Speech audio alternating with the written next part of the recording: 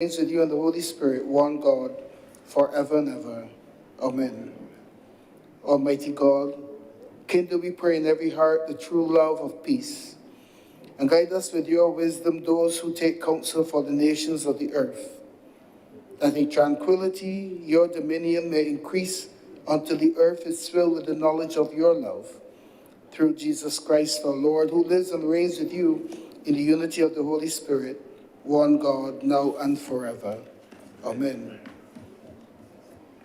Most gracious God, author of all good things, we humbly beseech you for the Parliament of Barbados, especially the Senate at this time assembled, that thou wouldest be pleased to direct and prosper all their counsels to the advancement of thy glory, the good of thy church, and the safety, honor, and welfare of our people. All this we ask in the name of Jesus Christ, our most blessed Lord and Savior. Amen. Together the Lord's Prayer. Our Father, who art in heaven, hallowed be thy name. Thy kingdom come, thy will be done on earth as it is in heaven. Give us this day our daily bread, and forgive us our trespasses, as we forgive those that trespass against us. And lead us not into temptation, but deliver us from evil. For thine is the kingdom, the power, and the glory, forever and ever. Amen. And may the grace of our Lord Jesus Christ and the love of God and the fellowship of the Holy Spirit be with us all now and forever. Amen.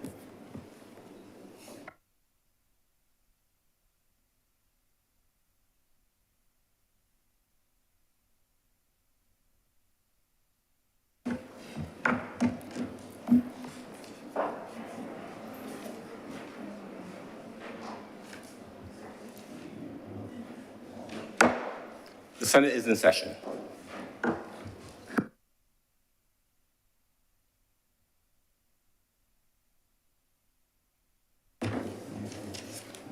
Messages from Her Excellency the President. Announcements by Your Honor.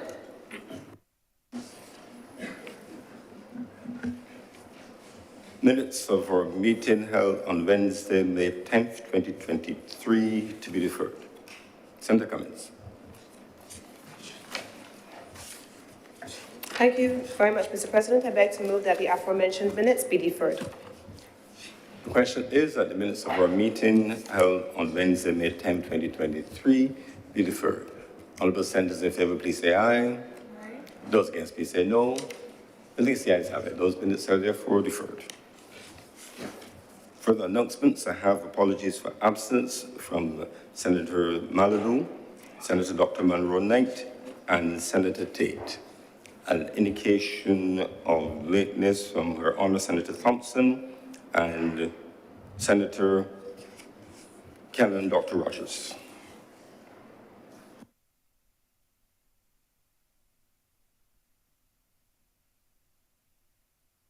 Petitions, presentation of papers, reports from select committees, questions to ministers, request for leave to move the adjournment of the Senate on matters of urgent public importance, statements by ministers or parliamentary secretaries, personal explanations, motions relating to the business or sitting of the Senate and moved by a minister, introduction of bills. Senator Cummins. Mr. President, I beg to give notice of the following bills and beg to move that they be read a first time. In the first instance, we have the Three Houses Spring Management Control Bill 2023, the Barbados Agricultural Development and Marketing Corporation Amendment Bill of 2023, and the Public Procurement Amendment Bill of 2023. The question is that the Three Houses Spring Management and Control Bill 2023 and the Barbados Agricultural Development and Marketing Corporation Amendment Bill 2023 be read a first time. All the senators in favor, please say aye. Those against, please say no. Methinks the ayes have it. Those bills are accordingly read a first time. Public business, sir. Order number... Public business is now the order of the day. Sir. Order number 3, in the name of the Honorable Leader of the Senate, to move the passing of a resolution that report of the Standing Orders Committee on the amendments to the Standing Orders of the Senate be adopted. Senator Cummings. Mr. President, I believe that the honorable members are aware of the proposal for the amendment of the standing orders to allow for the establishment of 3 joint select committees. I therefore beg to move that the report of the Standing Orders Committee on these amendments to the standing orders of the Senate be adopted.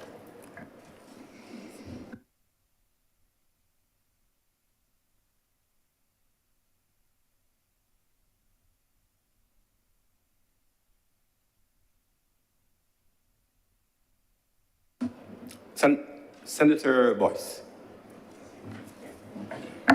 Mr. President, I rise in conjunction with the other members of this place to enter into discussion with regard to the resolutions tendered or the report provided.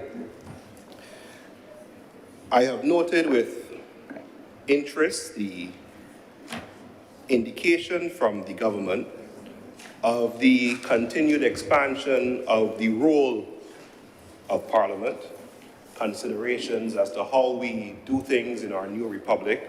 And of course, let me take the opportunity to congratulate the Deputy President on her appointment to the Commission, which would also be looking into the issues of our processes. For my part, sir, I note the objective, which is to enhance the way our Parliament functions. And I think there is an opportunity, sir, while we have this debate and considering what has been tabled before us, to look at the lessons. And you will realize, sir, this is a repetition of a theme I have said a few times. I said it in relation to the courts, and now I say it in relation to the Parliament. Sir, we learned some hard lessons in the pandemic that we survived. And while you were not in the other place where we were, sir, it was a trying time, and I think it forced solidarity. And it forced solidarity in the context, for the most part. There were 1 or 2 occasions of active citizenry dissent.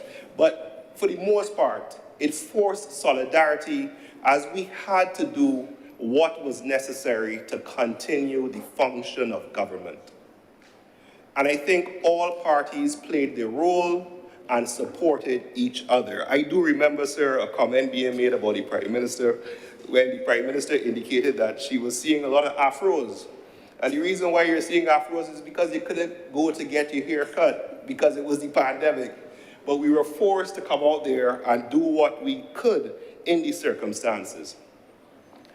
And sir, coming out of this, I think that we should really focus, while we are considering the debate on the standing orders, for relations to committees to deal with embracing the technology, embracing the ITC technology and culture, which we relied so heavily on during the period where we could not leave our residences. And I think there's an opportunity for us, sir, to have a discussion about what we can have in terms of a hybrid house. And by hybrid house, sir, I mean being able to do the business of the people while present, but the definition of present is expanded to include the utilization of the necessary telecommunication and IT tools to allow active citizenry and participation by members who may not be physically on location. Now, what did we learn from the pandemic and what lessons? And the reason I was inspired in this whole trail of thought, sir, was I was looking at the issue of standing committees, and in doing my research, I realized the Parliament of Namibia actually has a standing committee on information, communication, technology, and innovation coming out of the pandemic, sir. And in doing this research and consideration, sir, I relied heavily on a report coming out of the Canadian Parliament, who had to consider the issue of how much utilization of information technology should be utilized by their Parliament and the question of the standing orders. Based on that, sir, I would like to make a contribution in the context as how we in Barbados could utilize the lessons from the pandemic for the consideration of the Parliamentary Reform Commission as well as the Standing Orders Committee for the context of a hybrid house, sir. And when I say hybrid house, sir, I'm not just speaking of throwing on a Zoom link and someone making their contribution. I'm talking about an opportunity to embrace the technology and the lessons that we have learned and to allow us to further this new republic with regard to how we do things. There is opportunity to be gained from the hard lessons that we learned, and hopefully, sir, this is something which will be tabled for the relevant persons to consider with regard to our operation. Now, sir, in a report tabled, The Future of Hybrid Proceedings in the House of Commons is January 2023, the Canadian Parliament considered this issue. They heard contributions from the UK Parliament, which you would know the differential, sir. The UK Parliament, the Scottish Parliament, because the fellows, the Welsh Parliament, and of course the Inter-Parliamentary Union, which apparently is quite sophisticated and running with regard to rounding up all the parliaments and getting information from them, and Barbados is a member. Simply put, sir, why a hybrid house? I believe, sir, that it would lead to increase in participation. This is something which has been stated as a goal of the government, and I believe that every citizen of Barbados can utilize the opportunity. And what do I mean by increased participation? Simply put, it means that persons who are absent, as we have today, would still be allowed to participate, of course, subject to rules and stricture as determined by the Standing Order Committee and members of the respective houses. Now, of course, with any idea or with any concern or with any attempt to change, sir, you know how we view change, there are, of course, concerns raised. In other words, would persons abuse this? Sir, I remember the situation, I don't know if we saw it on social media recently, where a parliamentarian, I believe out of the United States, when they called for the vote via Zoom, when it switched to him, he was in his underwear on a couch and said, hey, and they quickly switched off. That's what we talk about, the concerns as to how participants take part in these debates and how do we set what we consider standards. As employers during the pandemic, while we tried to utilize the remote technology, we recognized that some persons were maybe doing a little less while others were doing a little more. I actually recall having to beg a team member when we were doing a group meeting, please turn off the CNN so we can get the work done. Enough about that, sir. So the concerns is, of course, we recognize that if we implement this concept, it will be a question of whether or not it will be subject to abuse. But, sir, there's also the flip side, wherein if a parliamentarian has to deal with an emergency, if a parliamentarian is dealing with a health issue, if a parliamentarian is dealing with a family member who needs to be dealt with, and we recognize that our parliamentarians, we are subject to a code of conduct, I believe, sir, that this is not an insurmountable concern. Now, when we get into the concept of debate, sir, technology, and how we use it, there are some who say that we will lose the spontaneous, the substantive cut and thrust, the asides, which we hear occasionally from certain members. I wouldn't call any names. Some are more active than none. But what we do recognize, sir, is what you lose in having this active debate with cut and thrust, maybe you gain with regard by increasing persons who are taking part. You were not here, sir, and in one of my actually the first contribution I made in this place was in relation to the amendment to the Constitution, which I supported, to allow persons of dual nationality to take part in the Senate. And at that time, the concern was raised that it was being done for a particular person or persons. But the reason it got my support, as with everything else, when you consider the rights, it was an expansion of the rights, and it expanded the net of persons who can serve and contribute to the development of Barbados. Because, sir, We recognize that governments come, governments go, but Barbados, Lord willing, will remain. And that is what we are here to do, sir, deal with Barbados and how we operate. So in that context, sir, what we lose in terms of old talk, asides, cut and thrust, we gain because more persons can participate. Indeed, sir, there was a study done which said, and this is in the same report out of Canada, that increase in the use of virtual hearings reduced the amount of heckling. Imagine that, sir. Imagine that.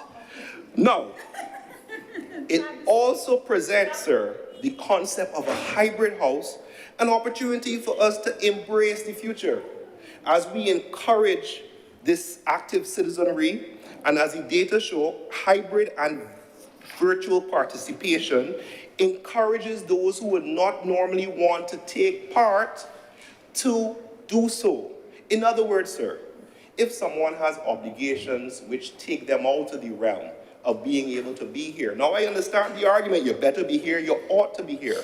But let's say, none of us know what the future holds. We could all be dealing with an illness, we could be dealing with a family member, we could deal with a variety of crises.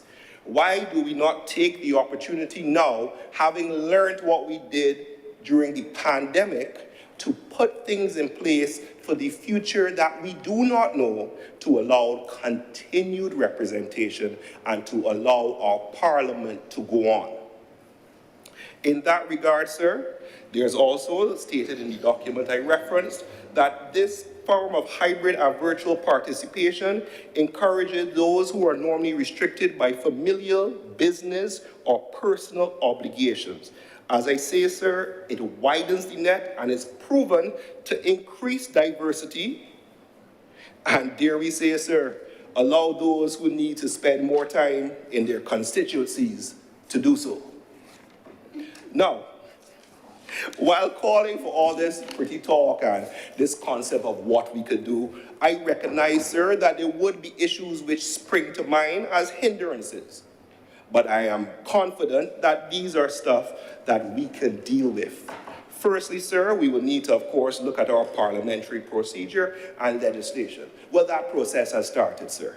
So we are well on our way, and we have the opportunity, and we are dealing with standard orders. Sir, with anything to do with technology, we need to, of course, make sure we have the necessary personnel, we have the necessary infrastructure, and we have the necessary bandwidth in terms of allowing persons to participate. And sir, when we think about it, that's also an opportunity in terms of providing these services so that there's employment opportunity, sir, and there's business opportunity as we seek to expand.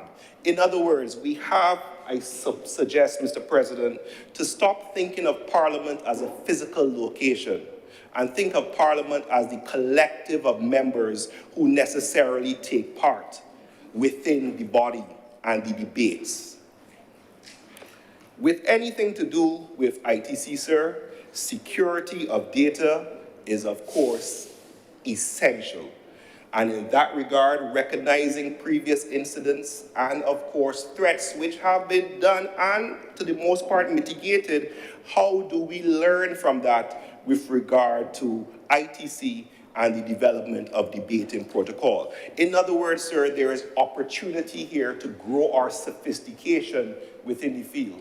There's opportunity here to train persons to deal with it. There's opportunity here to see how we leverage those previous attacks to develop a system that is resilient to allow us to continue the debate.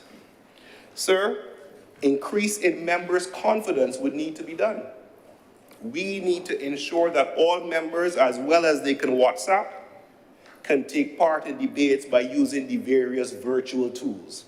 That then allows an increase in knowledge, which is then passed on to members, to those who they interact with. That's the type of what we call osmosis learning or diffusion of information, which allows the knowledge, and we recognize that this is the future, to continue, sir. In this regard, sir, if the concept of a hybrid house was ever to be done, we get to determine our own procedures. In other words, something as simple as a quorum. How is a quorum to be constituted? We engage it, we debate it, we make a determination.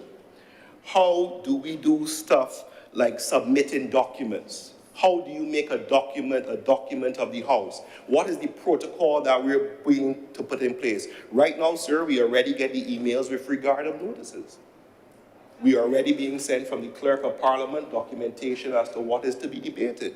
In a hybrid house, if a member wants to share a document, we can come up with the necessary standing orders and rules to allow this to work, sir. It can work. Another issue, of course, sir, would be voting. Now, certain parliaments have actually used the opportunity, sir, to create voting applications.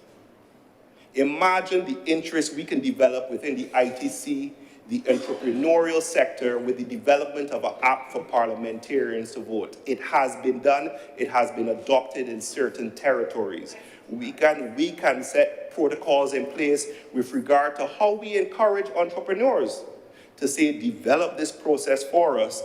These are the factors we want to have included to it. These are the security concerns that we have. For example, sir, if a member is not present, but is purporting to be voting, how do we know that that vote comes from the member? You can do ID with your thumb. You can have a visual interface to confirm it's the member. We should not shy away from it, but embrace the opportunity, and it would lead, sir, I dare say, to an increase in the sophistication. And also, we get to show off our integrity with regard to the process that we develop and set the parameters for.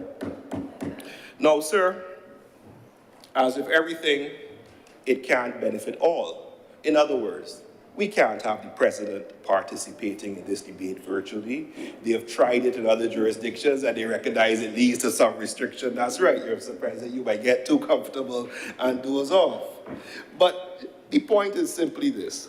The point is simply this, sir. With all these factors, with all these issues, with all these obstacles, which are not insurmountable, I want to reiterate, as we seek to leave the pandemic behind us and return to normal, I've said it before, employers say that work from home thing done, come back out. I understand why. I understand why. However, let us not lose the hard lessons that we have learned in the pandemic in our quest for normalcy. Sir, I traveled recently for the first time since the pandemic started, and I was so impressed with how smoothly the airport is operated with regard to the utilization of the kiosks. That is something which previously would have been an hour wait to go and see the fellas in the immigration, and that is now taking 15 minutes or even less. Technology can be incorporated to improve our everyday lives. Now, in closing, there's also an opportunity here for us to boast as a country. Let us adopt a serious hybrid house and continue this pugilistic tradition of punching above our weight. We are the world's newest republic, sir. We are the world's newest republic. Let us build on our legislative history.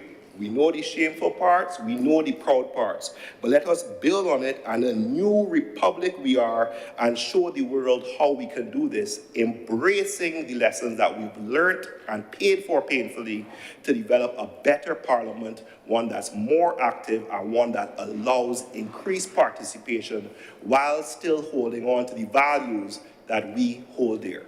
Thank you, Mr. President, and I support the proposed.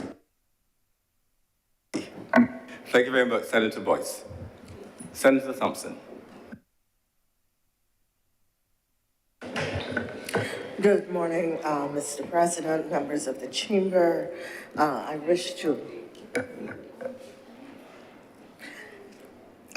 thank Senator Boyce for his intervention, which really sets the tone for the comments that I would wish to make in support of this matter. I also want to thank him for his congratulations on my appointment to the Parliamentary Reform Commission. I'm not going to be long. I really just wanted to rise to encourage members of the chamber to really give thought and support to the Parliamentary Reform Commission. In 1966, when we gained our independence, we were in a position where we were continuing a system that had been imposed on us. Perhaps politically, it was not prudent in the 1960s for a micronation state to reject what was then the dominating governance model across the world and to sever completely our ties with the former colonial masters. But this is many years hence. This is a time in which we have a better sense of who we are as a Black-led nation and a majority Black population. This is a time when we have been able to achieve and in fact to excel in matters that we have developed with a Barbadian DNA. When you speak to people out of the largest economy in the world, the United States, they are amazed that every child in Barbados has access to education from nursery to tertiary. They are in utter amazement that everyone can have health care. We learned from Sagari, from Everton Weekes, from the 3 Ws, what it was like for Black men born in colonial Barbados in poverty to play the game or the sport of the colonial masters and best them at it. And it wasn't just that we had excellence on the field, it was the intelligence with which we played the game.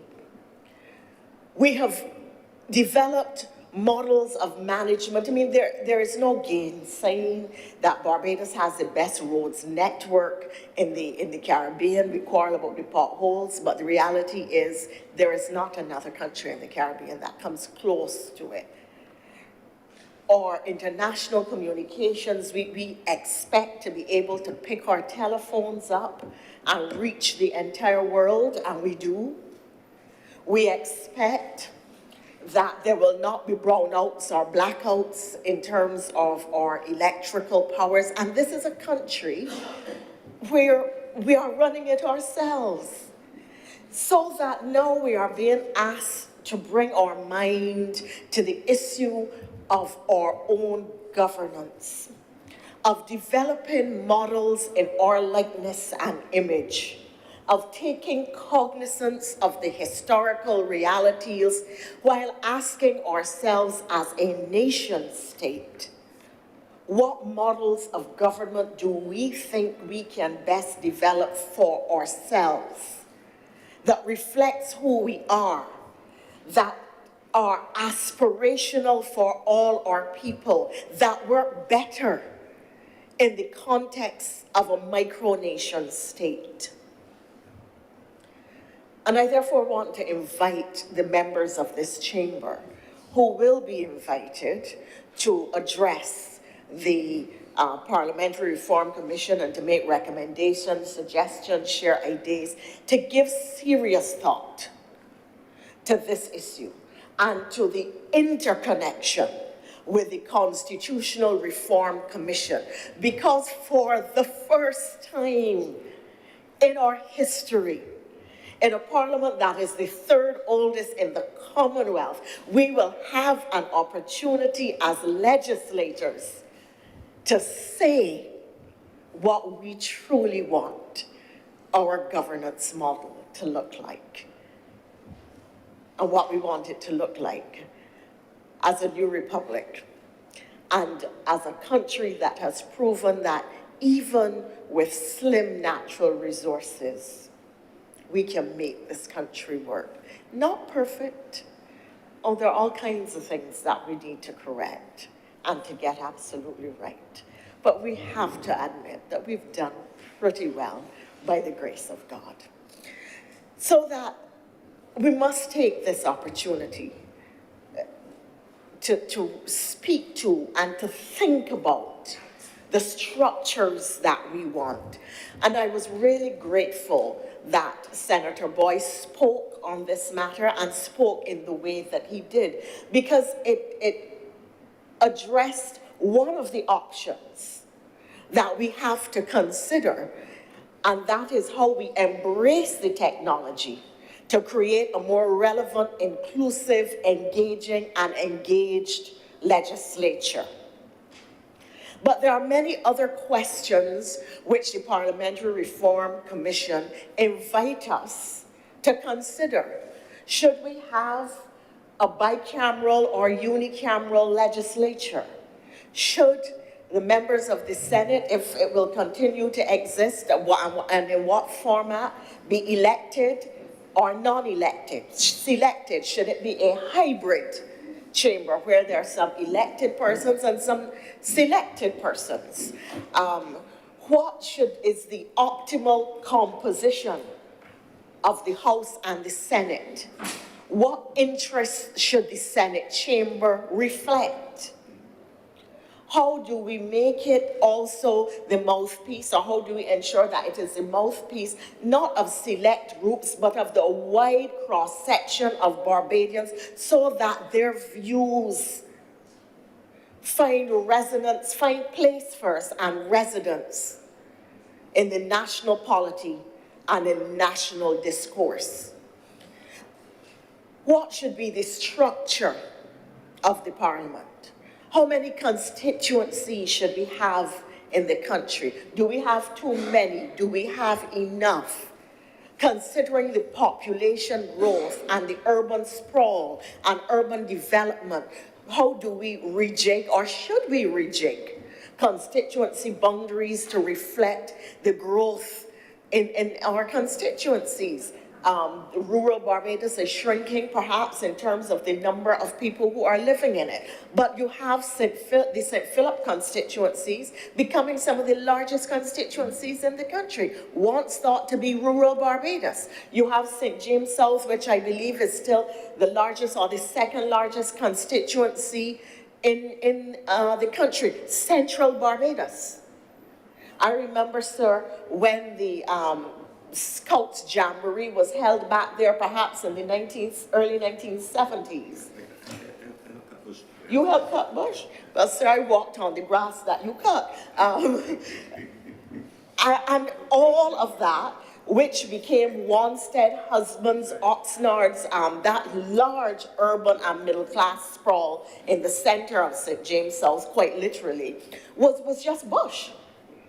And thousands of scouts from all over the world came to Barbados and used that area for their base and their camp. Some of the young people in here so would not know of what we speak. They're looking a little puzzled, like, wait, you mean, what happened to the houses of Wanstead? Where of us? They were not there. They did not exist. I'm introducing some element of levity, but the reality is that this is an issue that we need to confront. What about the standing orders? Are they still really applicable and suitable? And are those the standing orders which 20, 50 years from now we want this Parliament to operate by? Can we use something in our historical or more recent experience, or in terms of models that have been developed elsewhere, to have standing orders that are more effective? In that regard, sir, in fact, we really should ask the question, because there are now many different governance models, not only in the Commonwealth, but outside of the Commonwealth.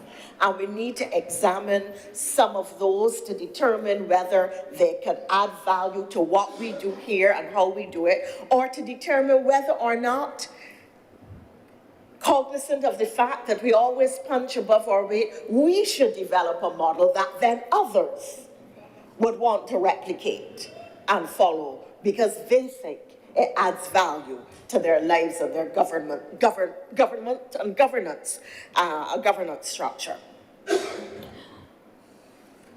There's a question of innovation and technology, and Senator Boyce spoke indeed to how it will enable interventions from those who are unavoidably absent.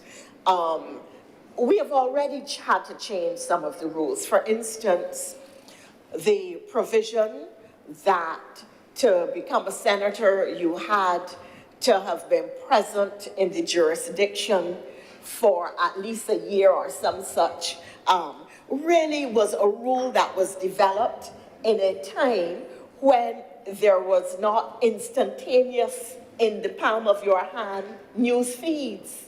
So that if you were living out of the jurisdiction for a long time, you were truly disconnected from it. And modes of transportation did not allow you, because cross-Atlantic travel is really a relatively recent phenomenon, though we accept it as part of how we do business and how we live.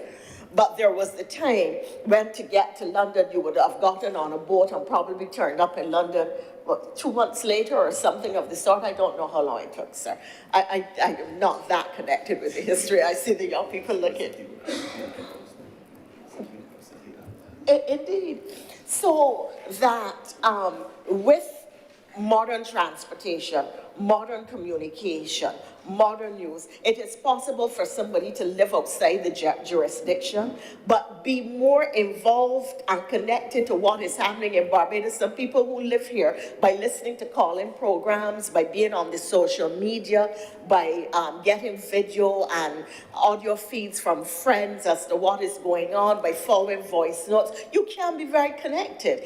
And if needed, you can be here very quickly. So the reality is that that did not make sense. It was a rule that didn't make sense in the context of modern transportation and communications capabilities, and it was changed. Therefore, let us look at the rules to see what else can be changed for the better functioning of the Parliament and the greater inclusion of a larger number of Barbadians having regard to modern technology and modern capabilities.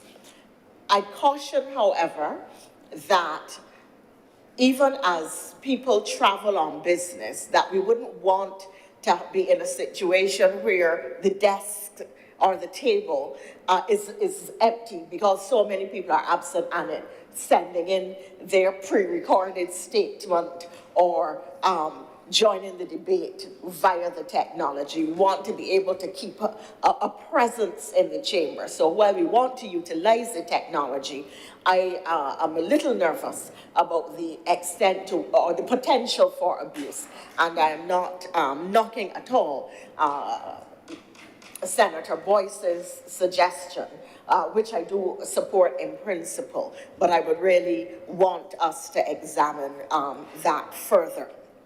So there are a range of issues which I think that the establishment of the Parliamentary Reform Commission allow us to consider, to contemplate, and perhaps to change as we deem necessary. And I really invite this chamber. We do not always agree, but the one thing that I am sure we agree on is that there is no shortage of intellectual capacity in this room. We are people who are educated in this country and often reflect in our arguments in the style in which we present the best of Barbadian education and an understanding of our social cultural realities. And it is that kind of celebration which I would want for you all to bring to this issue as when you come to present, or when we come to you for you to present to the Parliamentary Reform Commission.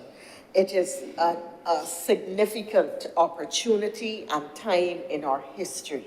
It is also a time in which small island developing states such as our own are struggling for recognition and equity and presence and place on the international stage, where we have to keep fighting day after day because the geopolitical issues with which we struggle, from climate change to security to issues like COVID and the broad-reaching implications for health, society, and economy that we perhaps had not even contemplated when we first heard of the disease.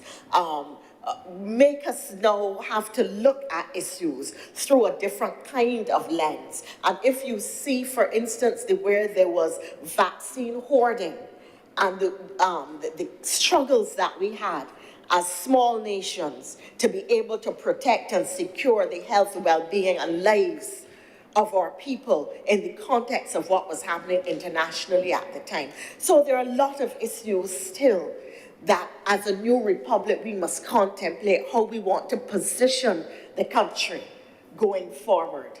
And this reform process helps us to self-define. It helps us to get a better sense of who we are, what we are capable of, and how we are positioning ourselves with our own indigenous vision, not an imposed reality, not an imposed vision or an imposed identity. So these are significant issues.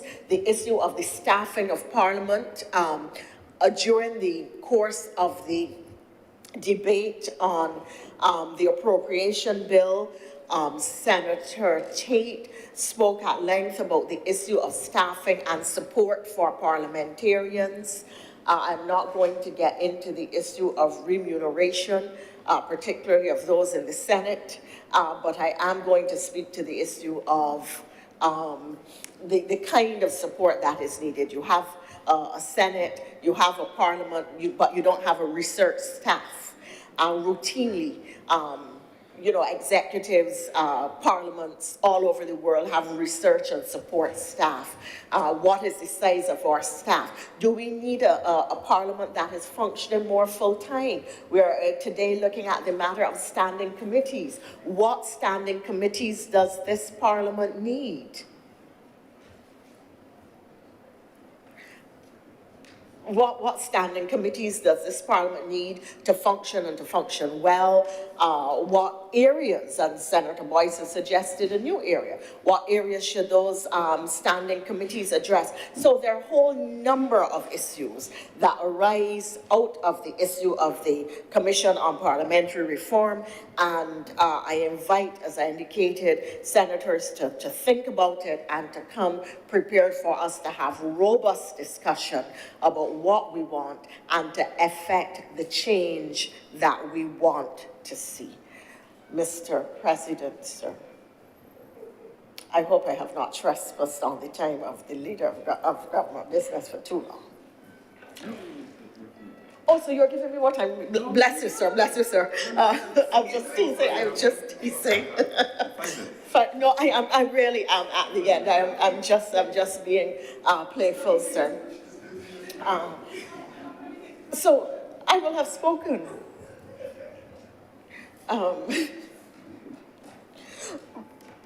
People are saying, sir, in my 5 remaining minutes, that there are too many reform processes that are ongoing, but they are necessary, they are interconnected, and they are timely. Because coming out of COVID, there is a pre-COVID world, there is a post-COVID world, there is the pre-COVID labor market, there is the post-COVID labor market. There is the pre-COVID society, there is a post-COVID society. And I say that because COVID really has changed the way we interface. Grandmothers are now meeting their grandchildren via Zoom and other social media platforms. That was unthinkable pre-COVID. Now it is routine. My mother at 97 had a birthday party via Zoom. So And she was so excited that people from all over the world were attending her birthday party who could not physically come at the time because of COVID and so on. So as we contemplate, and then I was making the point that these processes really are timely, they are important, they are essential, and we have to commit to them because they allow us to truly take fresh hold of the reins of national significance, the reins of national governance, the reins of national organization, national institutions, and create from them, send them in the direction that we want them to go, and create new, strong institutions that are reflective of the history of our capabilities and a new vision for our country. So with those words, sir, I wish to exhort the wider public to be part of the process. We will be using the electronic media, physical town hall and other meetings. We will be inviting written submissions. I want to close then by saying that it is my honor to serve with Sir Richard Cheltenham, who has perhaps done more commissions of inquiry, whether as counsel or chair across the Caribbean, than has any other senior counsel or Queen's Counsel in our region, to serve with representatives of other political organizations, with people who have experience in commissions, with bright young people, and a mixture of individuals. And I hope, sir, that we really can do work which gives justice to the terms of reference and to the mandate called on for such an important look at our national institution and one of our premier national institutions. I am obliged to you, sir.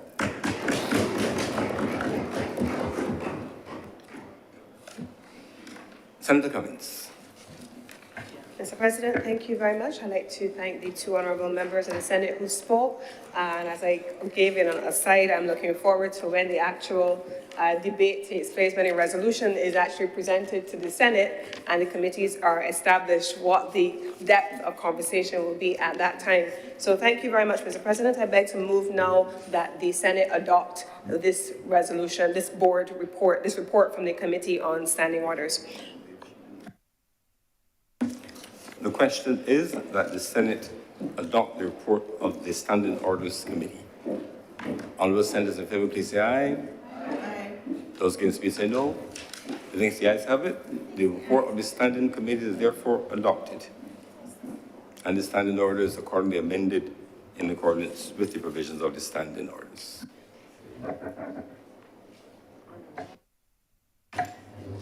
Order number 1, sir. In the name of the Honourable Leader of the Senate, to move the passing of a resolution to approve in accordance with Section 5 of the Crown Lands Vesting and Disposal Act, Chapter 225, the vesting in the Barbados Agricultural Development and Marketing Corporation of a parcel of land, the property of the state, situate at Black Rock in the parish of St. Michael for community agricultural purposes. Senator Cummins. Thank you very much, Mr. President. This is a simple but not quite so simple resolution. Simple in the sense that it is simply the matter of vesting a piece of land, parcels of land in the Barbados Agricultural Development and Marketing Corporation, an entity, BADMC, known to all. It is earmarked for agricultural development, and it was on lands previously assigned to the psychiatric hospital, which we are familiar with in the area. That is the simple part of it, Mr. President. Perhaps the not so simple part of it is what it is intended for. And the reason why I want to spend just a few moments this morning, Mr. President, speaking about the not so simple assignment that has been given to the BADMC with the acquisition of this land, the vesting of this land, Mr. President, is really because you typically do not see in Barbados, in urban, densely populated communities, agricultural development. That's not typically your first thought. When you think of agricultural development, when you think of community backyard projects, you typically think of rural areas. and what happens in rural communities. Mr. President, why is this important in the context of a global community that is treating to a range of issues? Food insecurity, increasing global prices associated with food, and the resulting impact on those who are existing at the bottom of the income gap. Those who have the lowest level of income, Mr. President, are most adversely affected by food insecurity and by increasing food prices. But that becomes even more complicated, Mr. President, when you understand that when you start to deal with these issues in those communities that are at the bottom of the income gap, it becomes even more complicated to ensure that they have access to healthy food. It is easy when you have limited income to buy something that is quick and filling. But sometimes, Mr. President, and I know that one of my honorable members who just caught my eye, and she probably should have kept her head down in that moment, has had an extensive conversation with the nation over several years about things like macaroni pie and sauce and those kinds of things. But in the very unfortunate conversation, I'm being told, especially when she started to attack bread pudding with rum sauce most recently. But I know. But Mr. President, I think one of the things that this administration has sought to do, and I want to commend the minister with responsibility for agriculture, for the extensive work which has gone into that ministry, whether we're talking about the feed program, whether we're talking about the community empowerment programs, whether we're talking about the launch of work on the medicinal cannabis as well, also represented in this honorable chamber. We have seen a considerable body of work coming out of the Ministry of Agriculture on the ground. The Lears Land Lease Project is there, Mr. President. But now we have something taking place that is slightly different. It brings community agricultural projects into urban areas.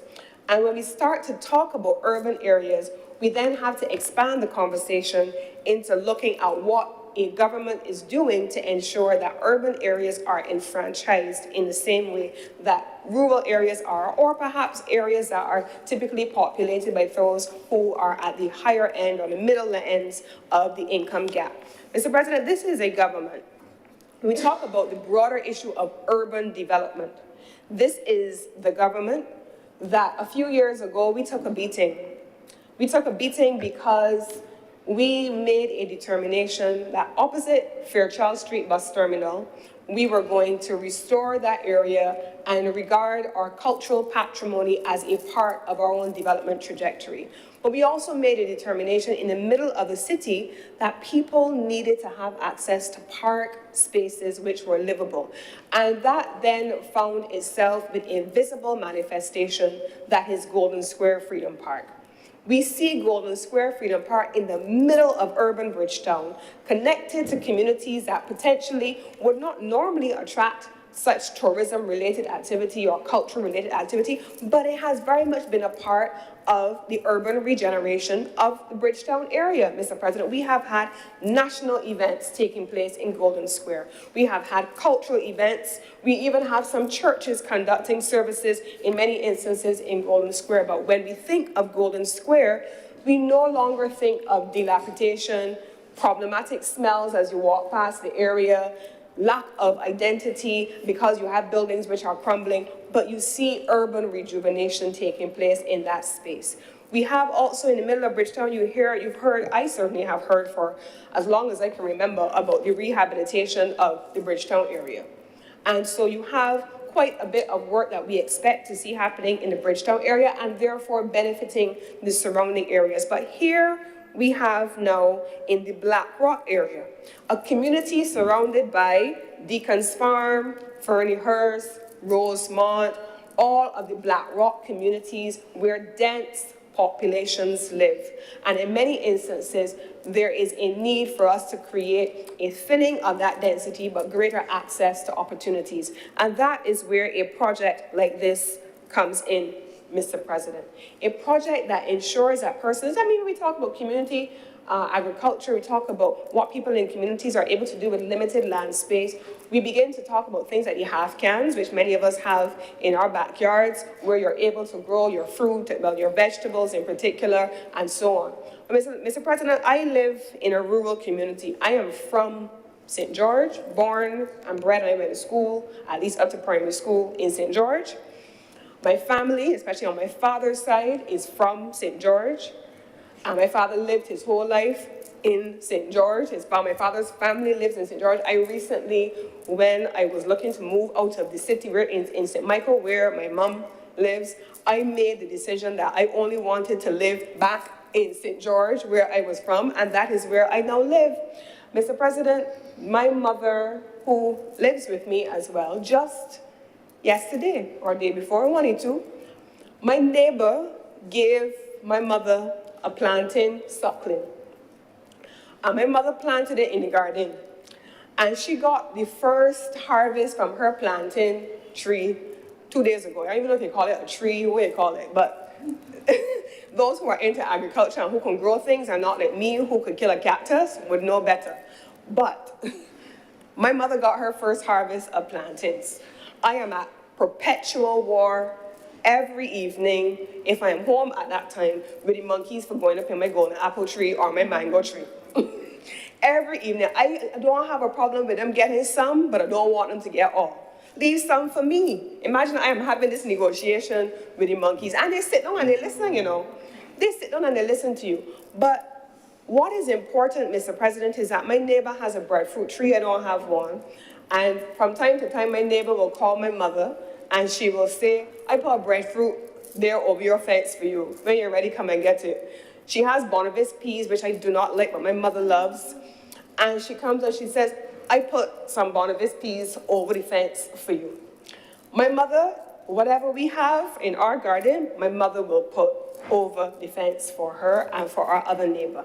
And we share in that community. But you know what, Mr. President, is important to me, and what I have also been conscious of? There are people who are poor who we support at times in the community. So there are people who have been unemployed or are underemployed, and sometimes you support them getting their children into school, helping them with school uniforms, helping them with, especially if you're in primary school, with books. Sometimes you put a little extra in your own supermarket cart to make sure you take it for them, especially if they're elderly. But you know what, Mr. President, in a rural community you have those same people who have very little. They will call you and say, I got pears on my tree. You got pears or you want some? They will call you and they say, we picking breadfruits. You want some? Or they'll call you and say, we just got chives in the garden and we cutting some. I sending some for you. Rural communities, even oftentimes where they don't have a lot, but they have land, they share what they get from their land and what they grow in their communities. Urban communities, with the absence of land in many instances provided for home projects, and in many instances, large trees which will grow the breadfruits and stuff like that, don't always have those same opportunities. So the provision of land in communities like this one in Black Rock, where people have the opportunity for community agricultural projects so that they can not only grow healthy food and consume healthy food, because I'm going to connect this back into the school's nutrition policy in a minute, when they can grow and eat healthy food, but also connect it to the things which my own ministry is concerned about: entrepreneurship, small business development, and the growth of those businesses to serve more than their communities, but to be in a position to become scalable to serve their country, Mr. President. But here is what is also important tonight, and you know, sometimes when we start to deal with these things, we mustn't see them as abstract things that come from somewhere else. They must also connect to who we are as people. I remember, Mr. President, as I watched this country have a discussion around the merits and the demerits of this national nutrition policy for schools, and whether it is beneficial and who it is hurting in some instances as it is rolled out and people change their behaviors. At the core of this, Mr. President, is what happens in our households and what we are socialized into eating. I remember, Mr. President, when my own daughter, she's 23 years old now, but when she was about 3 years old and she was at school in the United States, the school that she went to did not allow you to bring, she's 23, right? I said she's 23. She was 3 then, so this isn't just a new policy that was being implemented, something yesterday. For her, this was something that we were navigating when we lived in the US and she was 3 years old. The school did not allow soft drinks. It did not allow anything that had sugar in it. It did not allow white flour.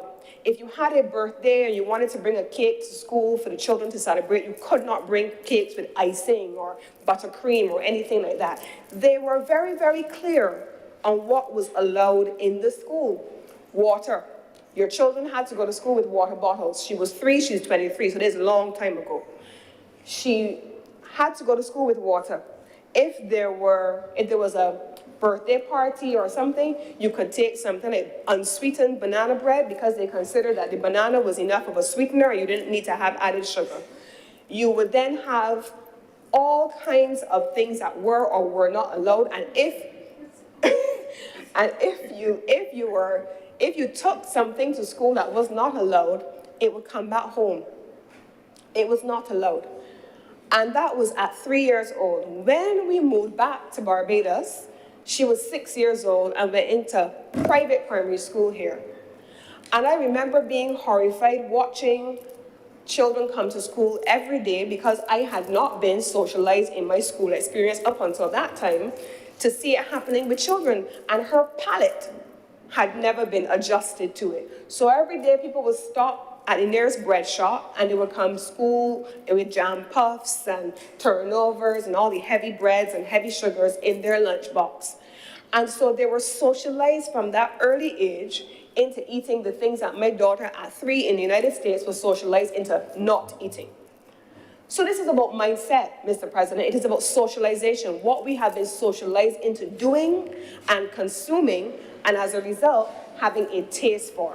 But at the same time, Mr. President, let us not function from a position of privilege. Healthy foods are oftentimes more expensive than unhealthy foods. I remember also being personal about it, Mr. President. I remember when I was required to change my own diet. I don't eat white rice. I can't eat white rice. I don't eat pasta. I can't eat white flour. I don't consume it. But if I want to buy brown rice, it is more expensive. When we did the price compact, Mr. President, earlier this year, one of the findings of the Ministry of Commerce was that the prices of vegetables were higher than anything else within the compact. The prices on healthy food, it is a reality, will always be more expensive than a ramen, which is pasta, you add hot water, you have a little seasoning, high sodium content, but it is filling.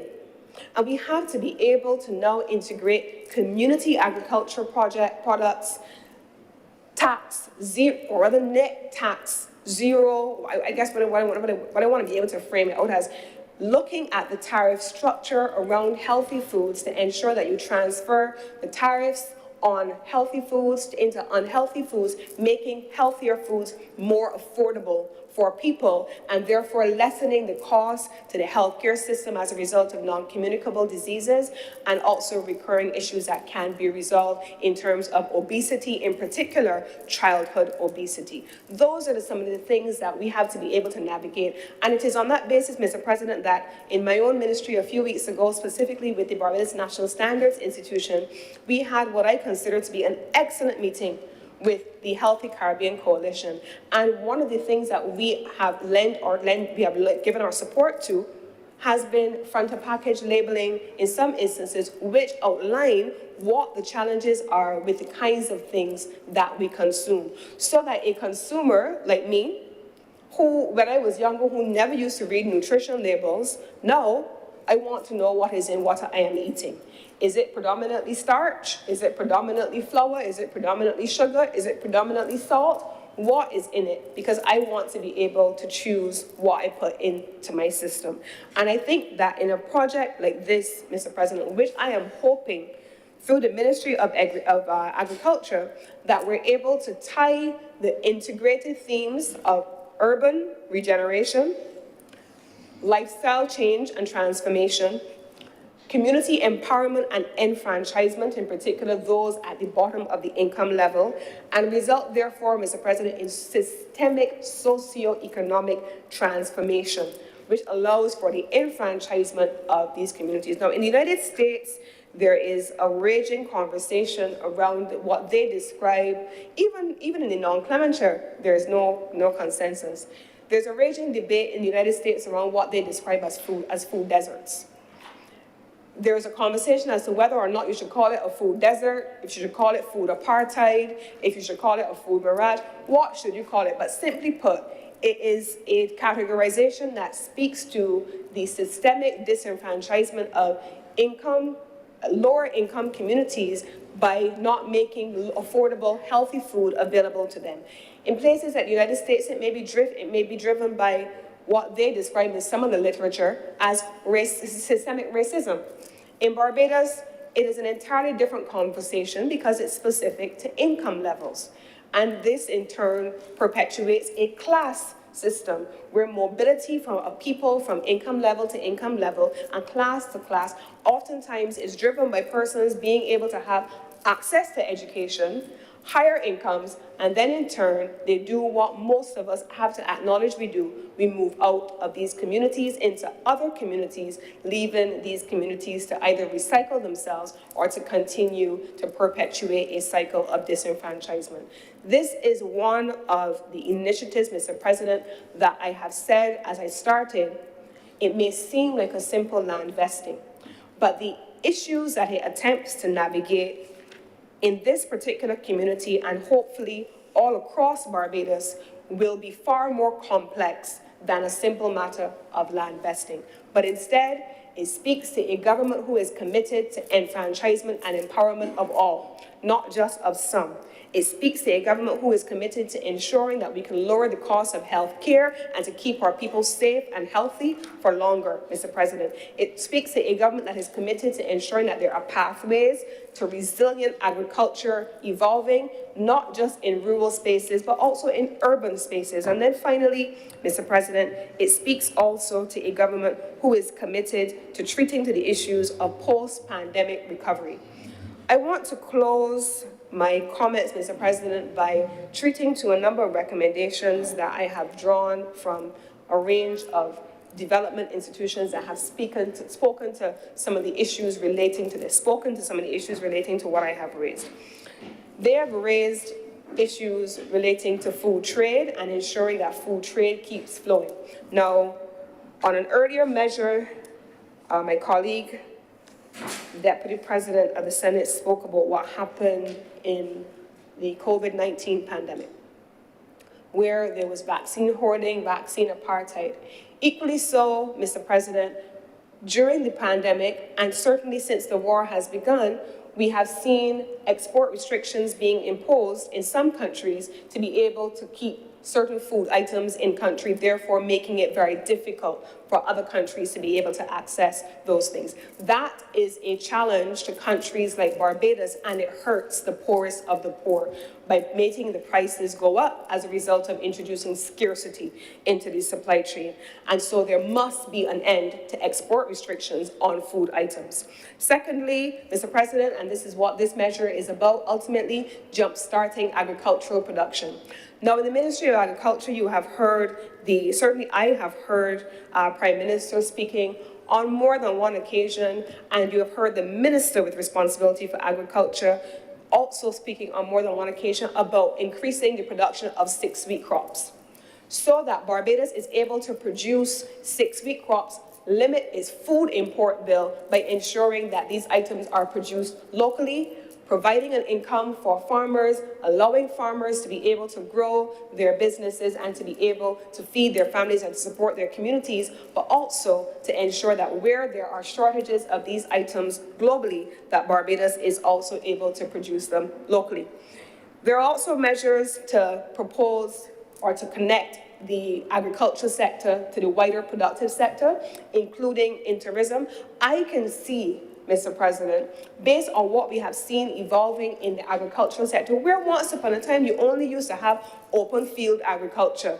You only used to have large tracts of land, and then from those economists in here will talk about the basic factors of production. There was always a historical notion that for agriculture, one of the basic factors of production which Barbados lacked was land.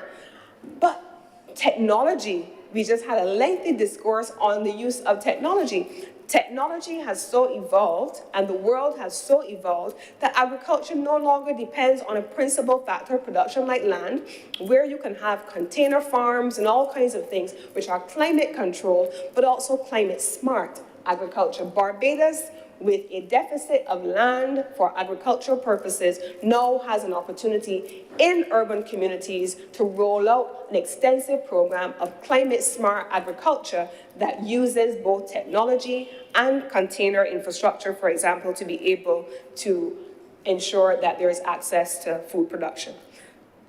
Finally, Mr. President, there has to be the connection, as I started to mention, the wider productive sectors, so you have the connection to the manufacturing sector. While we have produced, in the first instance, in some instances, you have small-scale producers, medium-scale producers, large-scale producers, where they go into an aggregated facility for the purpose of agri-processing and then value-added manufacturing. That also is a part of our development trajectory. And of course, the consumption of around, currently the number stands at around 5% of agricultural production is fed into the tourism sector. That feeds the hotels and the restaurants, and there's an opportunity to ensure that there is even more for us to do. And when I say tourism, I'm talking about hotels, restaurants, and of course, cruise ships that oftentimes receive provisioning support from here in Barbados. Then, Mr. President, this is where I think Prime Minister's question of logistics hub development becomes a critical part of our conversation.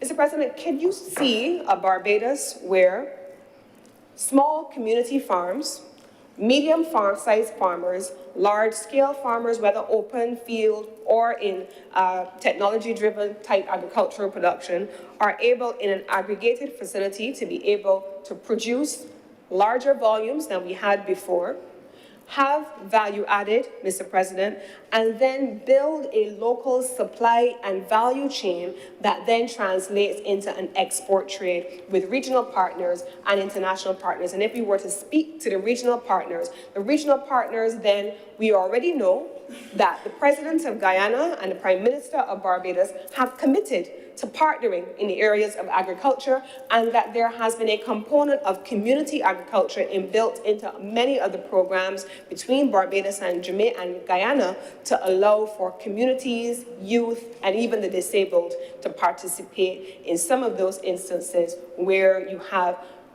farming on the one hand with products and goods, but also with black belly sheep. That is one of the things that is earmarked. So, Mr. President, this is an important resolution, and I would want to be able to see more of this evolve all across Barbados, and with it, the conversation among our people about enfranchisement, empowerment, and ultimately inclusion going hand in hand with the other transformational policies that the government is rolling out or preparing to roll out, including education sector reform, business sector transformation, export diversification, value and supply chain development, and ultimately the benefits that redound to a nation that has been transformed by coherent individual policies that then collate into overall transformational policy. And with these few words, Mr. President, I beg to move that this resolution do not pass. Senator Dr. Buffett.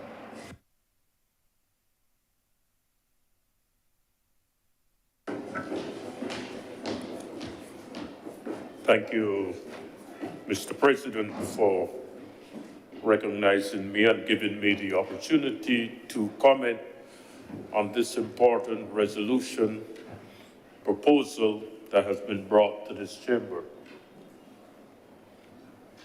I would like to begin by congratulating Senator Cummings for what I consider comprehensive treatment of the subject of food and agriculture in the context of our reality.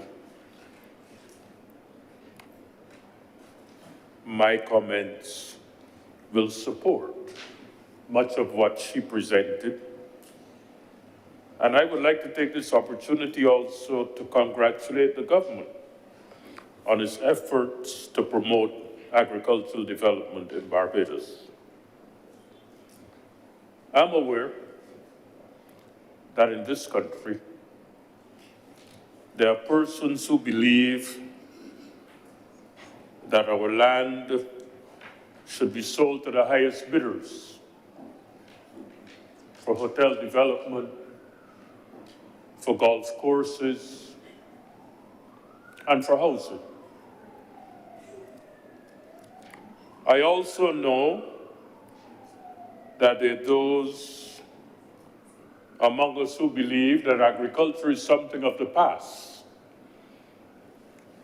and something that we should not spend our time and money on, but that we should look at the more sexy sectors of economic development and economic activity, tourism, international business, and those interesting things, without recognizing every once in a while that fundamentally, food and agriculture are the foundations of development and fundamental to the survival of a society.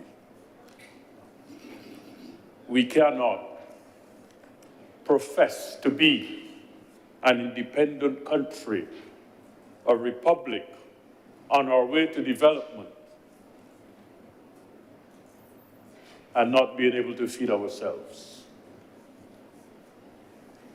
Mr. President, urban communities also eat food. And therefore, the efforts by this government to bring agriculture to the urban community is a step in the right direction. Efforts like this help to consolidate our independence and reduce our vulnerability to the surge in global food prices which we have seen recently.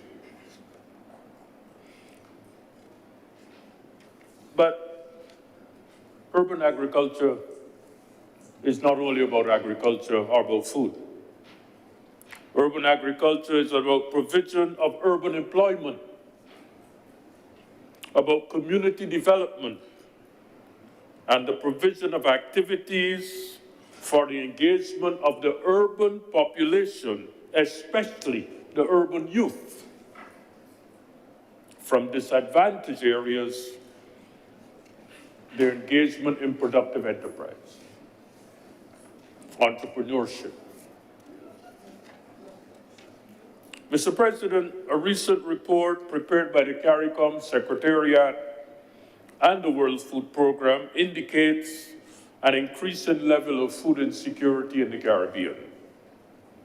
According to that report, an estimated, and I quote, an estimated 2.8 million people, or 40% of the population of the English-speaking Caribbean, is now food insecure. 1 million more than in April of the year 2000.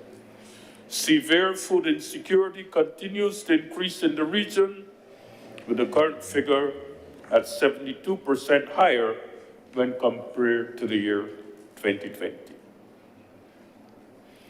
It is clear to me, therefore, that the government of Barbados is aware of the vulnerability of the Barbados society and economy to high levels of food insecurity, and through its Ministry of Agriculture, Food and Nutrition Security, has initiated important plans and projects to increase food security of the nation.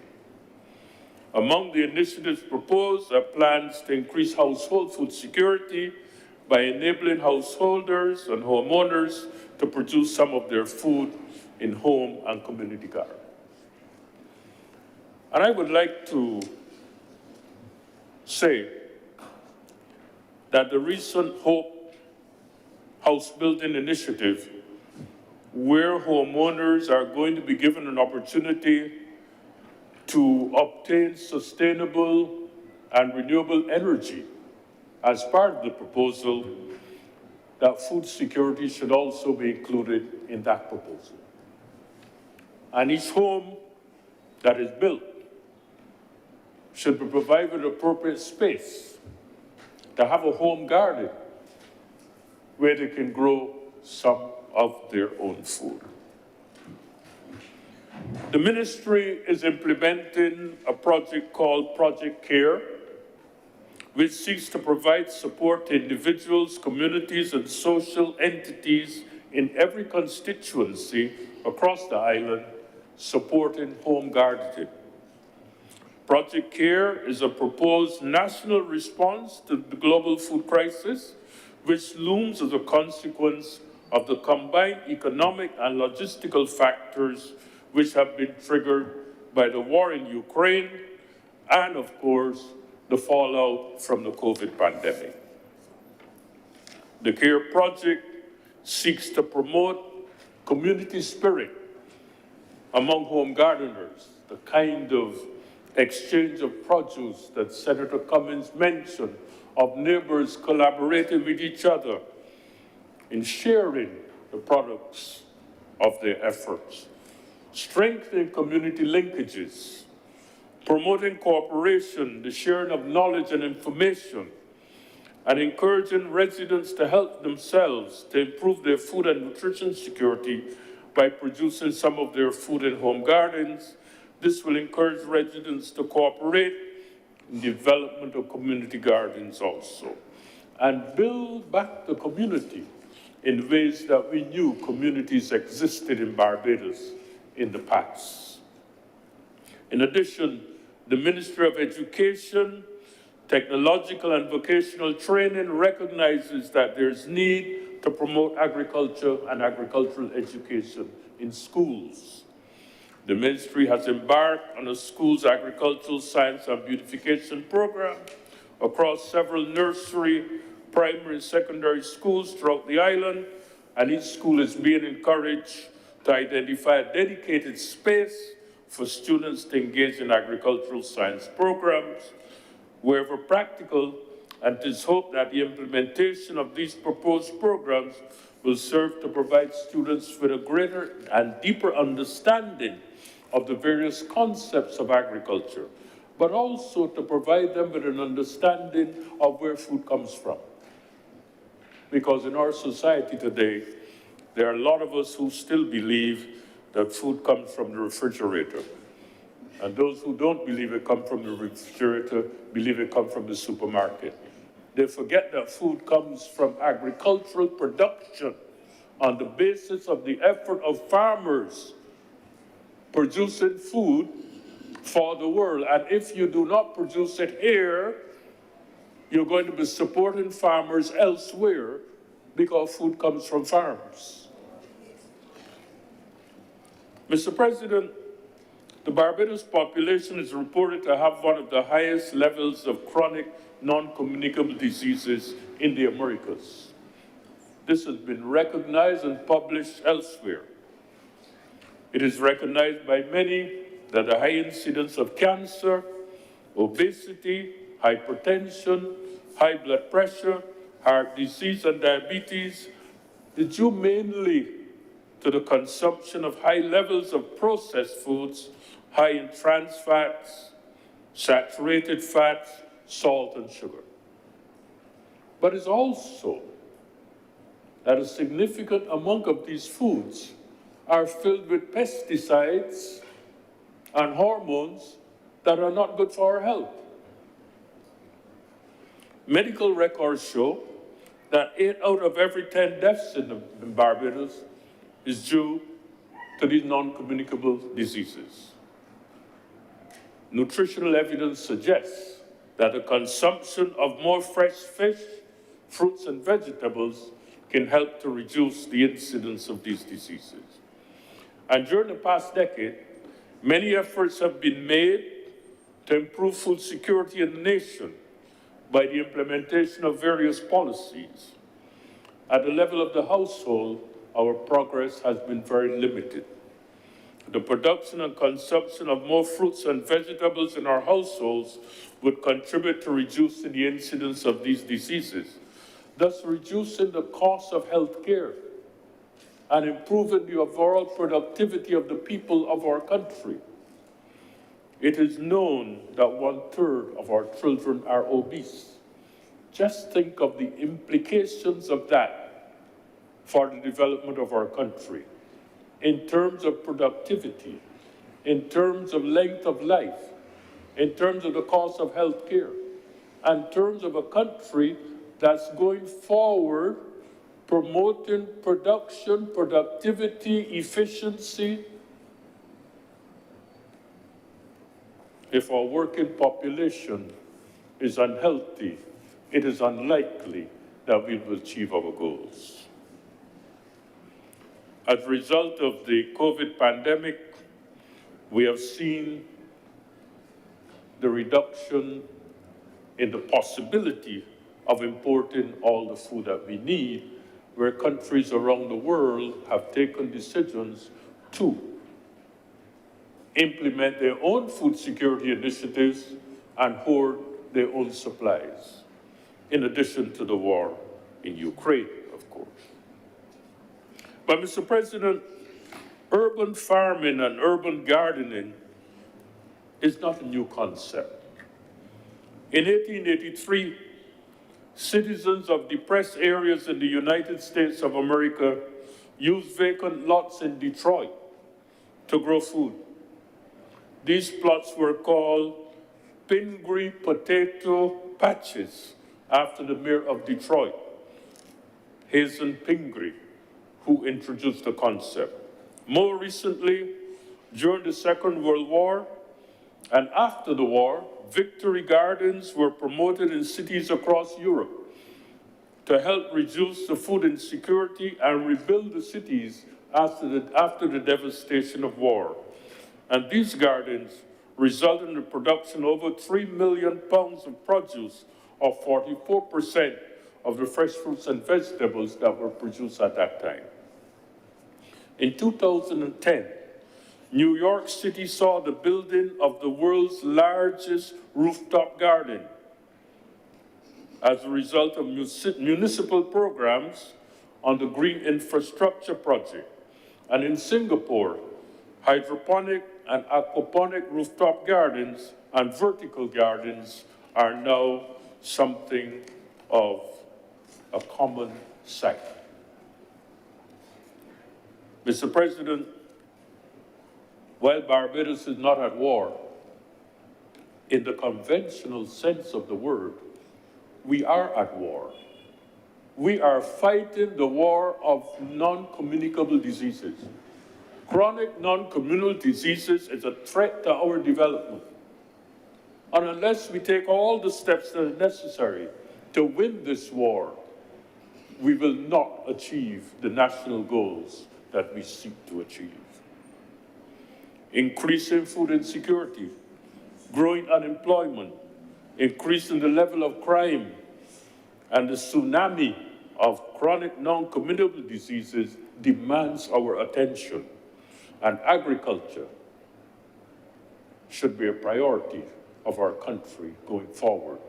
We cannot, in my view, continue to put 1.5% of our budget into the agricultural sector and believe that we're going to achieve our objectives. I have proposed the establishment of a Barbados Home Gardeners Association in my work with the Ministry of Agriculture that will promote the production of food in small spaces. It is amazing how much food you can produce in small spaces if you apply the technologies of today. I hope, therefore, that this project and this resolution will be a success. and that its implementation can be an example to what is possible in the promotion of urban agriculture in the context of our country. Thank you, Mr. President. Thank you very much, Senator Dr. Brafkovich. Senator King. Thank you, Mr. President. It's very difficult to add a lot more to what has already been said, but I do want to first congratulate the government on the initiatives that they've taken as it regards to agriculture from the time it became the government.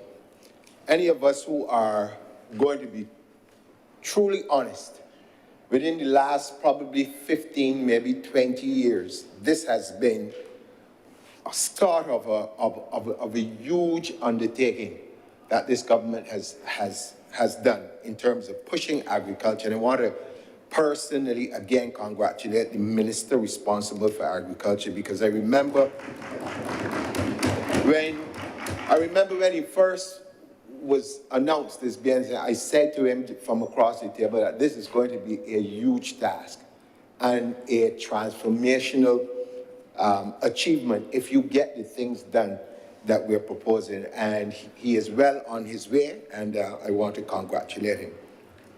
Now, with all the things that have been said, I want to take a different look at where this particular project can benefit the society.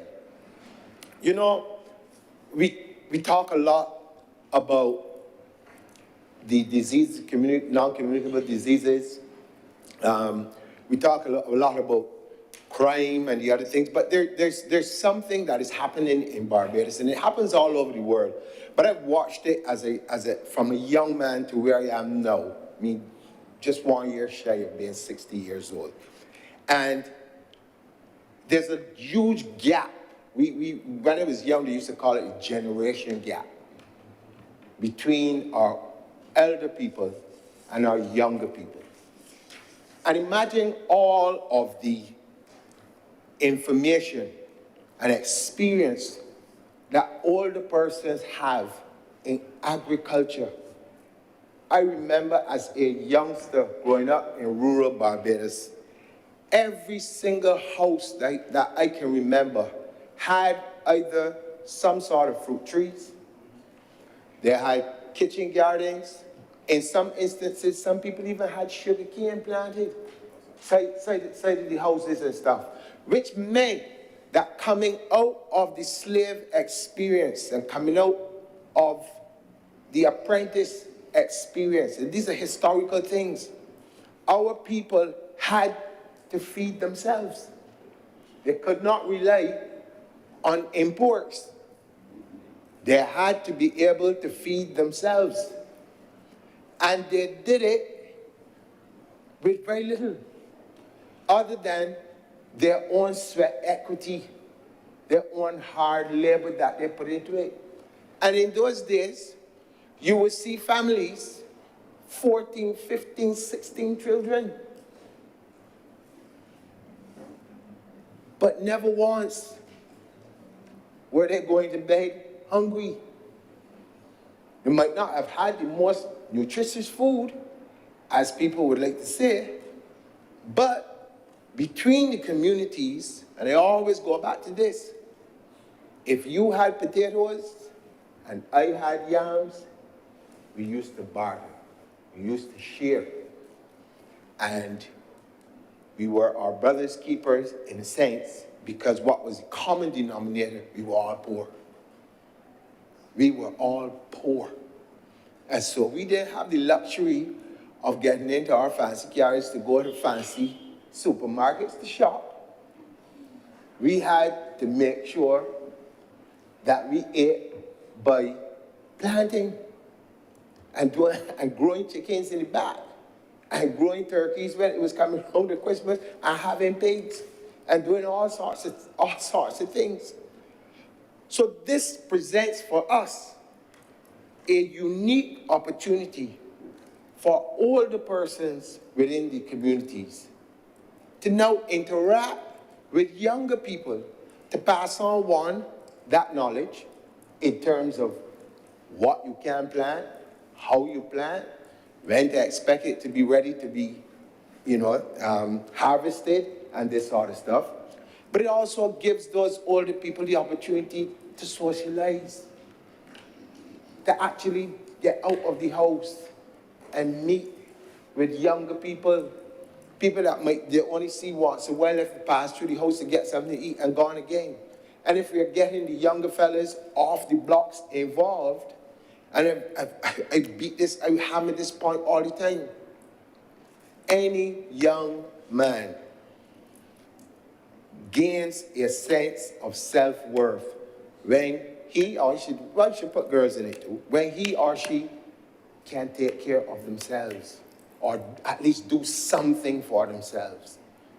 I remember a certain amount of pride I had as a youngster planting beans for the first time, and actually just when I saw them actually come out, the feeling that you get inside, that you actually planted that and now your family has the opportunity to eat them on Sundays or lettuce or whatever it is that you did. There's no feeling like there's a sense of accomplishment.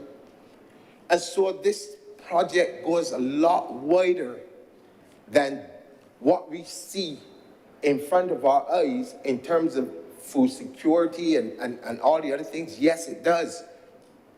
But there's a social interaction that will come out of this if it is done correctly, if we encourage the older persons and the younger persons in the society, the boys and the girls and whoever else, the not so young, to get involved.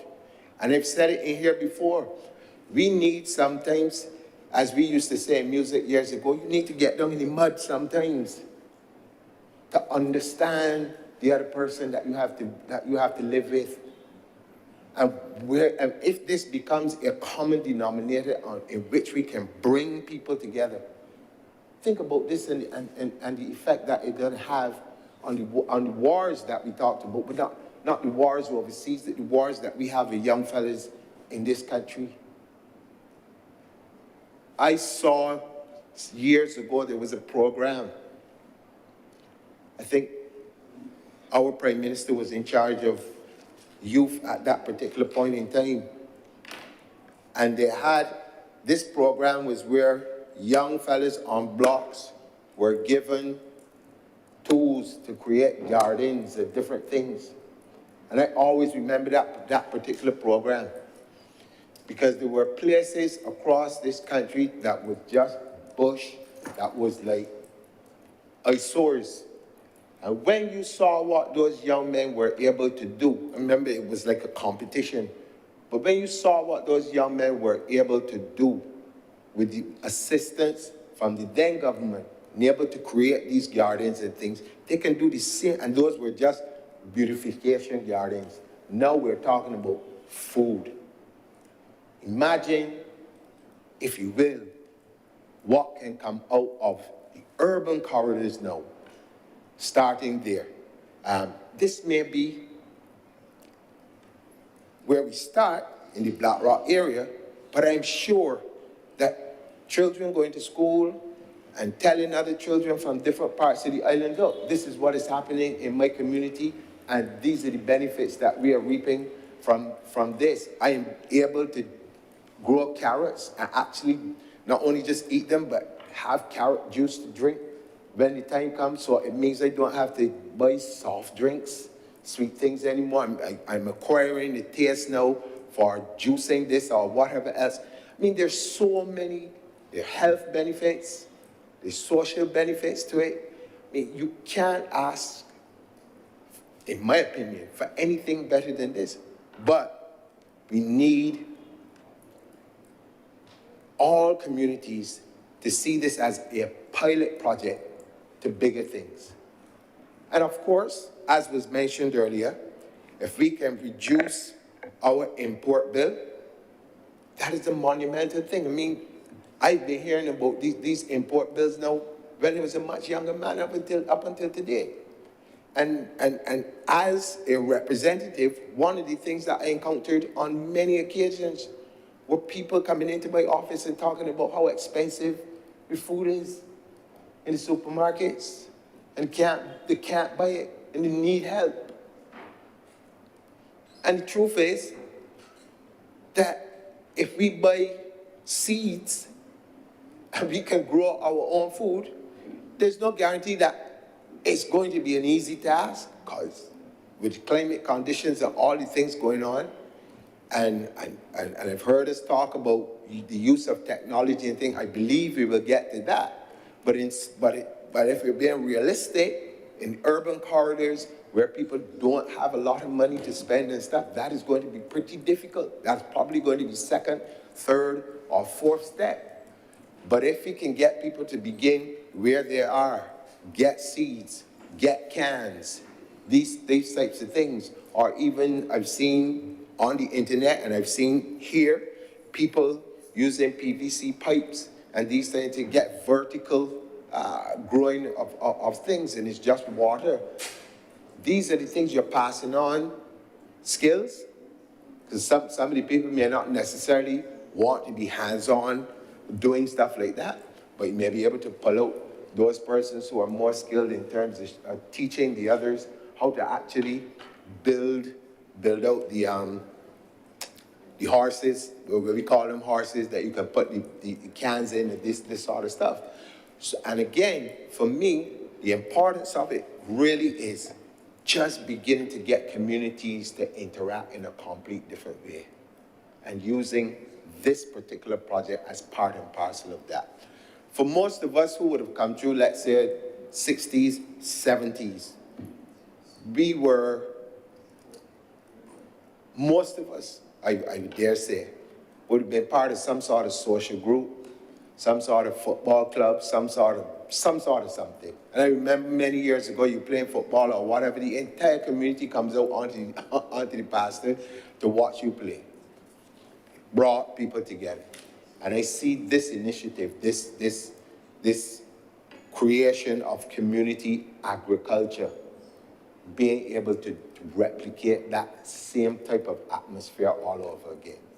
And like I said, working in the division of culture, and pardon the pun, but agriculture is part of our culture. You can't get away from it. And you can't always allow people to keep making references to agriculture and slavery as if this is all it is. Because that has been, in my mind, one of the factors that drives a lot of people away from agriculture. I've had conversations with persons in the sector who are complaining over and over again that even things like the cotton industry can't find people to get involved with it.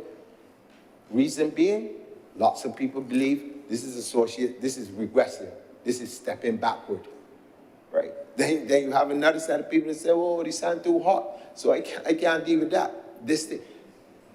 All I'm saying is that I can see where, if we can get people involved in this, get that buy-in, we will begin to tackle those types of mindsets when you get people to understand that one of the basic tenets of existence is to be able to have food. Food, shelter, healthcare. Those are three pillars of survival. And water. But those are three major tenets of survival. Basic things. And if you can take care of them for yourselves, you're on your way to achieving any other goals that you want to achieve in life. But you have to have those three things sorted. And I think that this particular project, as we look at it, is more than commendable. It's needed at this point in time. You know, Mr. President, I find it hard. Maybe I'm probably born in Maine. They keep saying that Taurus people are very stubborn and all these kind of things. Maybe I'm stubborn. I believe so. Maybe I am. But I find it hard, real difficult to comprehend how a war in Ukraine means that I, John King, must suffer. I find it hard to understand. I suffer because I believe that war in Ukraine will make me suffer. It don't work that way. Why is it that I never hear anybody in Ukraine say that if they had a flood in Barbados that they can suffer? What's the difference? The difference is in the mindset. Not in the actuality of it, but in the mindset. So that if you got somebody sending you news from ESPN or wherever it's coming from, CBS or whatever, and telling you that the war in Ukraine means that you got to be hungry and you accept it, but then you ain't getting up and do nothing to take care of yourself at all. You will be hungry. You will be hungry and you will die. And so I had to, I'm sorry, Mr. President, but I had to say that. Because I am tired of hearing people referring to this thing about a war in Ukraine causing me to be hungry. War in Ukraine caused me to be hungry. What causes me to be hungry is laziness. You gotta get the truth. Because if you do not want to do the things that you can do for yourself, there's a problem. And rather than skirt running, you gotta deal with the real problem is. The problem is the mindset that people have been given to agriculture. That is the problem. I talked about this in here already. When we were small, when we were young, growing up, in schools, primary school in particular, there was this thing where every fellow or girl wasn't too good at academics, you know what to do? Go in gardening. What is the message that you sent to the people? They get real. And these things come back to haunt you later on in life. And I hope that, as Jesus said, those who have ears to hear. I want them to hear me because I'm not going to stop on this particular point at all, not as long as they're breathing. Until we begin to give the idea of agriculture and being involved in it a different value, you're going to always have a section of the society who are going to shy away from it. And as much as we would talk about being able to take care of ourselves and to feed ourselves and these sorts of things, it hurts my heart whenever I have to talk to persons who are in the sector itself, and one of their major complaints is they can't find people to work. Can't find people to work. It's hurtful. Because I know, most of my family that I come along and see, worked in some sectors at some point in time and in some form or fashion. And as was mentioned by Dr. Bradford earlier, we continue to feel real good to support other people's farmers and not our own, or to even do some of the things that we can do for ourselves. The question is, I asked a question one time and it's not how many more, but I can ask it again. How many more years it can take for us to get it right? How many? You can't go on like this. You just can't go on like this. And the world is becoming more and more insular. And the war that people keep talking about, and Dr. Bradford was very kind when he said that, the war goes beyond bombs and things, but we're in the midst of economic war. There are economic wars going on. We saw it, as was mentioned earlier, when the pandemic hit. Small islands, nobody cares if you get vaccines or not. You understand? Because with 280,000 people, 300,000 people, if all of us die out, it means nothing to somebody that got 140 million or 400 million. I mean, I keep saying, in the United States alone, the amount of people who died from COVID-19, Barbados would have been wiped out. So it means that we have to get a little bit more conscious about our standing in the world and how people feel about us. I know people like us bad when they come and get the sun and get the sea and all of these things and have a nice time and they enjoy themselves, yes. But once you get past that and you get back to where you're from, your interest is about what's happening in that you. So our interest must be about what's happening in that us. So that we must take the responsibility for ensuring that every single person on this island at least can get something to eat. You know, wherever I travel and wherever I get the opportunity, I always tell people overseas, if there's one thing I like about Barbados, at least I know about my life, is that if I am hungry, I cannot think of a house in Barbados that I cannot go and knock on the door and say, John King out here, I would like a breadfruit if you got one off the tree. Can't think of a house that I can't do it. Now, if they didn't have breadfruit trees, you couldn't do it. If all the people were smart, they knew that they had to take care of themselves. And so they had these things around the house. And I grew up and watched people, like I said before, the harping all the time, exchanging things, ensuring that as a good brother's keeper, that those children who might have been less fortunate had something to eat. And even in my own experience of coming home from school, my mother out to work, I'm the eldest of two children, but where I lived, every other house down there, Monday at this one, Tuesday at this one, Wednesday at this one, until my mother come home. Never lacked for anything to eat. Never lacked to get some last night when we play food.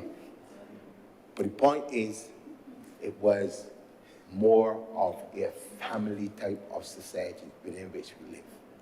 And I believe that this particular program has the potential to begin the process of getting us back to that type of arrangement where it took a village to raise a child. And if we're going to use agriculture as part and parcel of doing that, I would lend this resolution my fullest support, and I hope that it becomes a model that other urban areas would want to emulate. And I would encourage those persons in the rural areas at this point in time to get back to what we knew as part and parcel of our own existence. The term that people use all the time is Sankofa, where you look backward to pull forward the best things that you did in the past to take you forward. And with those few words, sir, I'm obliged to you. Thank you very much, Senator King. Senator Robert Soto. Thank you so much, Mr. President. I will say that the Leader of Government Business did her usual complete job in the presentation of this bill, this resolution. And in listening to her, I was struck by some of the irony about the way that some of us think in this country, and specifically with regard to the topic of food deserts, Mr. President. Because many of us still carry the thought process that in America, the land of milk and honey and everything that you want is available everywhere and you will never go hungry, and if only we could leave Barbados and go to the States. In some cases, leave Barbados and go to Canada. All of our problems would be solved as an individual. And so when she spoke about food deserts, I was struck by the irony of that thought.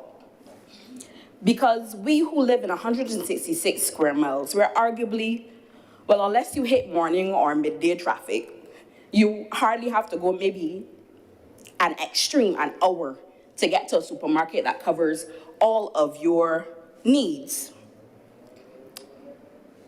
The truth is that those food deserts in the United States is a real thing.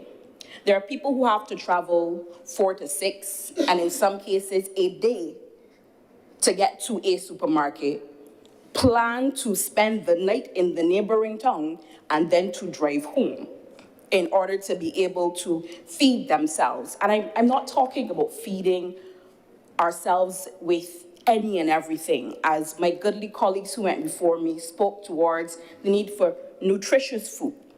Food that not only adds to your calorie count, but adds to your body's function, your brain's function, your ability to have cognitive control in its totality. So it was an interesting concept, one I came across in my research for this particular presentation. Because when you looked at it, and has been spoken previously, that inability to have nutritious, real food does not just create problems as it relates to non-communicable diseases, which we all know about, which we continuously and are learning more and more about the risks that we face on a day-to-day basis in Barbados. But it also creates more problems in terms of our children, because you have to feed yourself. You have to feed the children. Your time is valuable. So traveling 6 hours ain't gonna make sense every week. Traveling a day is not going to make sense once a week every month. So you will eat what is available. That is not a US concept. That is not a Canadian concept. That is an every single human being concept. You will eat what is available. And the results of what is available to you will not only add to your waistline, it will add to the amount of money you eventually have to pay to handle the issues that you face: diabetes, high blood pressure, and many other issues. But as she spoke about how that related to Barbados, it came to the point of this issue has been one over the past 10 years, and particularly over 2 years, which is being researched in the United States, which they're continuing to talk about, which they're opening various factors and subsectors to talk about, as she spoke about, the effect of racism, the effect of class, the effect of geographical indicators, but also the effect of affordability. And the reality is there is no one in here who is going to say or to go against the fact that there are many Barbadians, but there are some Barbadians who will tell you they live at or under the poverty line. We've seen some of the research that come up that speak towards that segment of Barbadians who are able to afford their weekly shop based on the assistance from family, the assistance from welfare. And the reality is, when you look at this segment of Barbadians, you can get the impression that there are quite a few of them who realistically live in the urban quarter. As would have been previously spoken about, in the country, there is space. There is an opportunity to grow and an opportunity to share what you have grown, and a vibe, as the young people would say, counting myself still amongst them, of sharing in the urban corridor, in the rural corridor. But the reality is, in our urban sectors, there are still individuals who live on plots of land which the house itself takes up the totality of the land. They don't have the availability of a corner to be able to cultivate anything. In some cases, even though they've lived on that plot of land for generations, they don't own it. Their availability to cultivate anything on that plot of land is dependent on whether or not your landlord says, all right. Not only that, you have the issue with your availability to grow. There is the issue with your capacity or knowledge in order to grow. As Senator King would have pointed out, a lot of that knowledge, when in various parts of Barbados' history, people moved from rural to urban, And a lot of that knowledge would have been left where it was. Then you have the added issue of you are not just trying to feed a household of 2 or 3. You're trying to feed, in most cases, multi-generational households. Not just 1 or 2, but 3 or 4.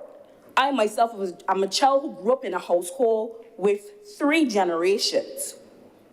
Grandparents, all of their children, which totaled 8 at the time, and then 5 or 6 grandchildren. So that was, at my time, 13 people living in a 3-bedroom house. It was not an easy thing. But the truth of the matter is, in the past, there were methods and methodologies to deal with that. My grandmother raised chickens and turkeys, which she would have sold at various points in time. She wasn't into agriculture. A green thumb was not her thing, but she would raise animals, so to speak. But the reality is, in the society that we live in today, we have not gone away from multi-generational households. There are still many multi-generational households in the urban corridor, without, in some cases, the knowledge basis in order to be able to turn back to agriculture, and without the availability of land to be able to cultivate anything. So when I say to you that this particular project hits the mark for me on these issues, it does. But it also hits the mark for me on the fact that it is not a standalone piece of legislation. It doesn't stand alone. It fits into the government's framework about all the different aspects through which we are trying to address the needs of Barbadians. Because Barbadians are not some one homogeneous group in the way that some people think of us. There are some of us at the upper end, there are some of us at the lower end in the socioeconomic scale. There are some of us with skill sets who will train, and there's some of us without skill sets, and some of us with skill sets who will not train. So the reality of the situation is this government has tried on a wide spectrum of policies and procedures to go at the problems that we face. We started with how do we reset ourselves as a country financially, with reprofiling our debt, with trying to solve those situations. We've gone into what are the areas of society and the areas of the economy which have been neglected. We have gone heavy into agriculture. Could there be more? Is there more to be done? As my friend Senator Brathwaite will tell you, there's always more to be done in agriculture. But this government has placed a heavy emphasis on such. And as I joined previously with the kudos towards the Minister of Agriculture, I have to say not every program you ever create in the course of a government will be a success. But the energy and the invigoration with which you go at those projects makes the difference. And the energy with which this government has gone at the feed project makes a difference. The energy with which we have dealt with the Layers urban land lease has made a difference. And the CARES program, which I envision making a huge difference to urban Barbados, will make an even bigger dent in this situation, because it will give those I spoke about earlier, with knowledge and without knowledge, but with passion, with an understanding that you have to do something to make this work, an opportunity to get at it, to get at the task. I don't have the money to buy land. The government is making land available through this resolution in this particular instance, and I'm sure there are more to come. I don't have the financing or the knowledge to be able to plow a plot of land and just throw the seeds and make it grow. So the government is giving an opportunity through the feed program for training, for understanding. Through the CARES program, you get the impetus, the seeds and the planting materials, and the ability to go at this project with vigor, with understanding, and with an opportunity to pour yourself into a chance to do better for yourself and your children. But this is not merely by itself. This also fits into, as spoken previously, the national nutrition policy. Because it is not just a matter of telling you, look, that you're feeding that child don't make sense, don't bring it back. It is also a position of saying to you, there are better ways. There are other ways. Let's put some things in place and some guidelines to teach our children, to help their parents, and through this project to provide an opportunity for you to provide for yourself. And I feel as though sometimes we walk past the policies that the government puts out, and I hear it sometimes, oh, they're doing this, they're doing that, nothing makes sense, nothing interlinks, nothing builds the house that they're talking about. But I hope that people can see the house being built, policy by policy, project by project, leading us somewhere that is better for a country, together. But I also, in this, don't want us to get mystified and misty-eyed and think that justice is going to solve the problem. It will not. This alone will not solve the problem. All of the other policies alone will not solve the problem. We have to recognize the issues that we face as a country externally. My good friend Senator King brought up the issues as it relates to the Ukrainian war. And the reality is that, whether we like it or not, the things that we buy in the supermarket are affected by the things that go on outside of our shores. There's grain that is grown in Ukraine that you would never have known that ends up in your supermarket and on your plate that you eat. So when something happens out there, it affects the price of what you eat here. Not just that, the sanctions that have been put on the oil industry and in terms of Russia have affected the price of oil globally. That has also affected the cost to get those goods that we import from other places here.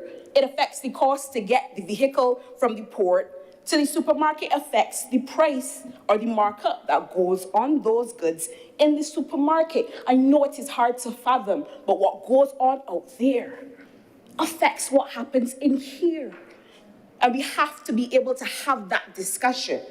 But I also understand the policy position, the common sense position that we as a people have the opportunity to take the levers of our future into our hands and go at the soil. And this is what this kind of resolution is aimed at doing. So I understand where Senator King is coming from. This kind of resolution is aimed at giving people an opportunity to see what is happening in Ukraine, understand its effects, but also understand I can have an impact on what goes on my plate, what goes in my stomach, and what my child eats every day, and how that affects my pocketbook. So I'm very excited to see this project, but I want to see more. I want to see this replicated across the country where the opportunities exist in the urban community for people to have a chance to be the masters of their own food fate, so to speak.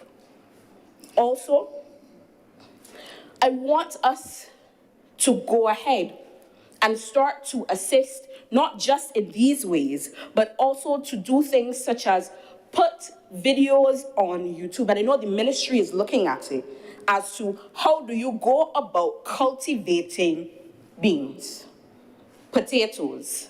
How do I go about turning the seeds and this grass, well, the soil under the grass, into something that makes sense for me to then have an opportunity to put in my stomach and to share and possibly to create an economic avenue and to sell in this country.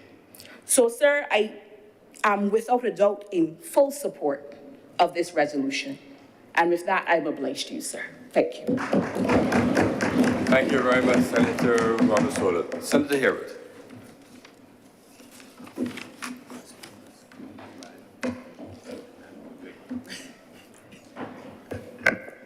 Thank you very much, Mr. President.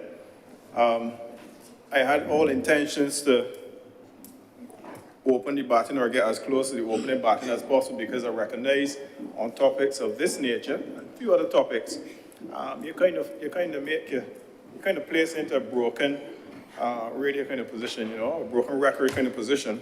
But I believe some of the things, if they may be replicated from myself, are worth re-emphasizing because this is an extremely important topic. Sir, before I begin, I must say that I had the privilege of visiting the location this morning, which is in Black Rock, the exact location for the proposed project. And I think, which is consistent to my approach of visiting lands when it comes to land resolution, it would really be beneficial to all members in the chamber, sir, to really visit the location and see what has been done before and what is proposed to be done with respect to this resolution for 3.5 acres of land to the back of the psychiatric hospital. So, sir, we're welcoming a resolution today that focuses specifically on vesting of that land for urban agricultural purposes in the Black Rock area, as I said, to the back of the psychiatric hospital. Now, this is a resolution simply put to put food somewhere where it is not currently being grown, and also to create direct and indirect benefits, sir, in the process. I believe the resolution is straightforward, and I also believe that we will not encounter any level of belligerence or contention amongst the contributions that have gone before or that will come subsequent to mine. There's so many benefits to be accrued, sir, if and when we get this right, again, because it has been done already. And we don't have the opportunity now, sir, to neglect any particular effort with respect to providing support services for this initiative. Mr. President, let me begin by giving credit where credit is due. The 3.5 acres of land to the west of the psychiatric hospital to the back represents a continuation of a project that has started since 2019 in St. Michael Northwest, where it's located, and a project that has been pioneered by the Member of Parliament for St. Michael Northwest, sir. And that project was called the Northwest Alliance Agricultural Project. And it is situated directly next to that 3.5 acres within this resolution, and it is 1.5 acres actually. And the origins of that project, and I got the story this morning, is that a young man who was incarcerated, when he came out of jail, he came to the now MP for the area and asked him for any opportunities with respect to employment. And he also mentioned within the preferences that he had, perhaps something in agriculture. And the young man lives 50 meters away from the 1.5 acres that he's currently cultivating. And what happened as a result of that is that the MP for St. Michael Northwest approached the then Minister of Housing, because the portion of land that's 1.5 acres is really NHC land, to seek permission to utilize the land for agricultural purposes, sir. And I wish that members had the opportunity to come with me this morning or go afterwards, because it is well developed. It is extremely well developed, sir. There's sweet potato, I saw some carrots this morning, drip irrigation, of course, and I saw quite a few other pens that were erected. I believe they had sheep at one point to the eastern end of that particular location, sir. So, sir, what we're discussing today is an extension and an enhancement on something that has already been started and something that represents a commitment in that Rosemont area. So, sir, I want to, before I go on, I want to just commend the MP for St. Michael Northwest, who also spoke in the other place last week, I believe, very passionately about this and approved it with other persons in the other place, because he recognized and he recognizes the impact that this particular project can have not only on food security, sir, but on the social fabric of that particular community. Now, when we step back from the specific content of the resolution, the parameters or the boundaries and what can be grown and all that stuff, sir, we can actually look at a broader global context that is aligned to our local situation, and we can clearly see why this is a pivotal intervention at this time. According to the Food and Agriculture Organization, sir, 55% of the world's populations reside in urban areas, cities and towns. According to the same FAO, 79% of all food produced is destined for consumption in urban areas, sir. Now, these two factors alone will stimulate the interest of any business minds and definitely give them some direction in terms of estimating profitability in any business models that they can calculate without even picking up a calculator. But essentially, it speaks to large-scale satisfaction of demand in these densely populated areas. And the prospects and the benefits, financial and otherwise, are endless, sir. But to name a few, permit me throughout this contribution to focus on the gains in the areas such as jobs, value creation, climate change, household savings, and disposable income, sir. As it relates to jobs, even without crunching numbers and without having any numerical analysis, we can recognize the prospects of efficiencies in establishing urban food gardens, owing to the sheer relative proximity, sir, of farmers to the urban consumers. It implies that they can get their goods much faster, and it implies, sir, that the goods that are grown relatively closer to the customers can get there in a manner that is more suitable to the activities or the ending activities that the customers want them for.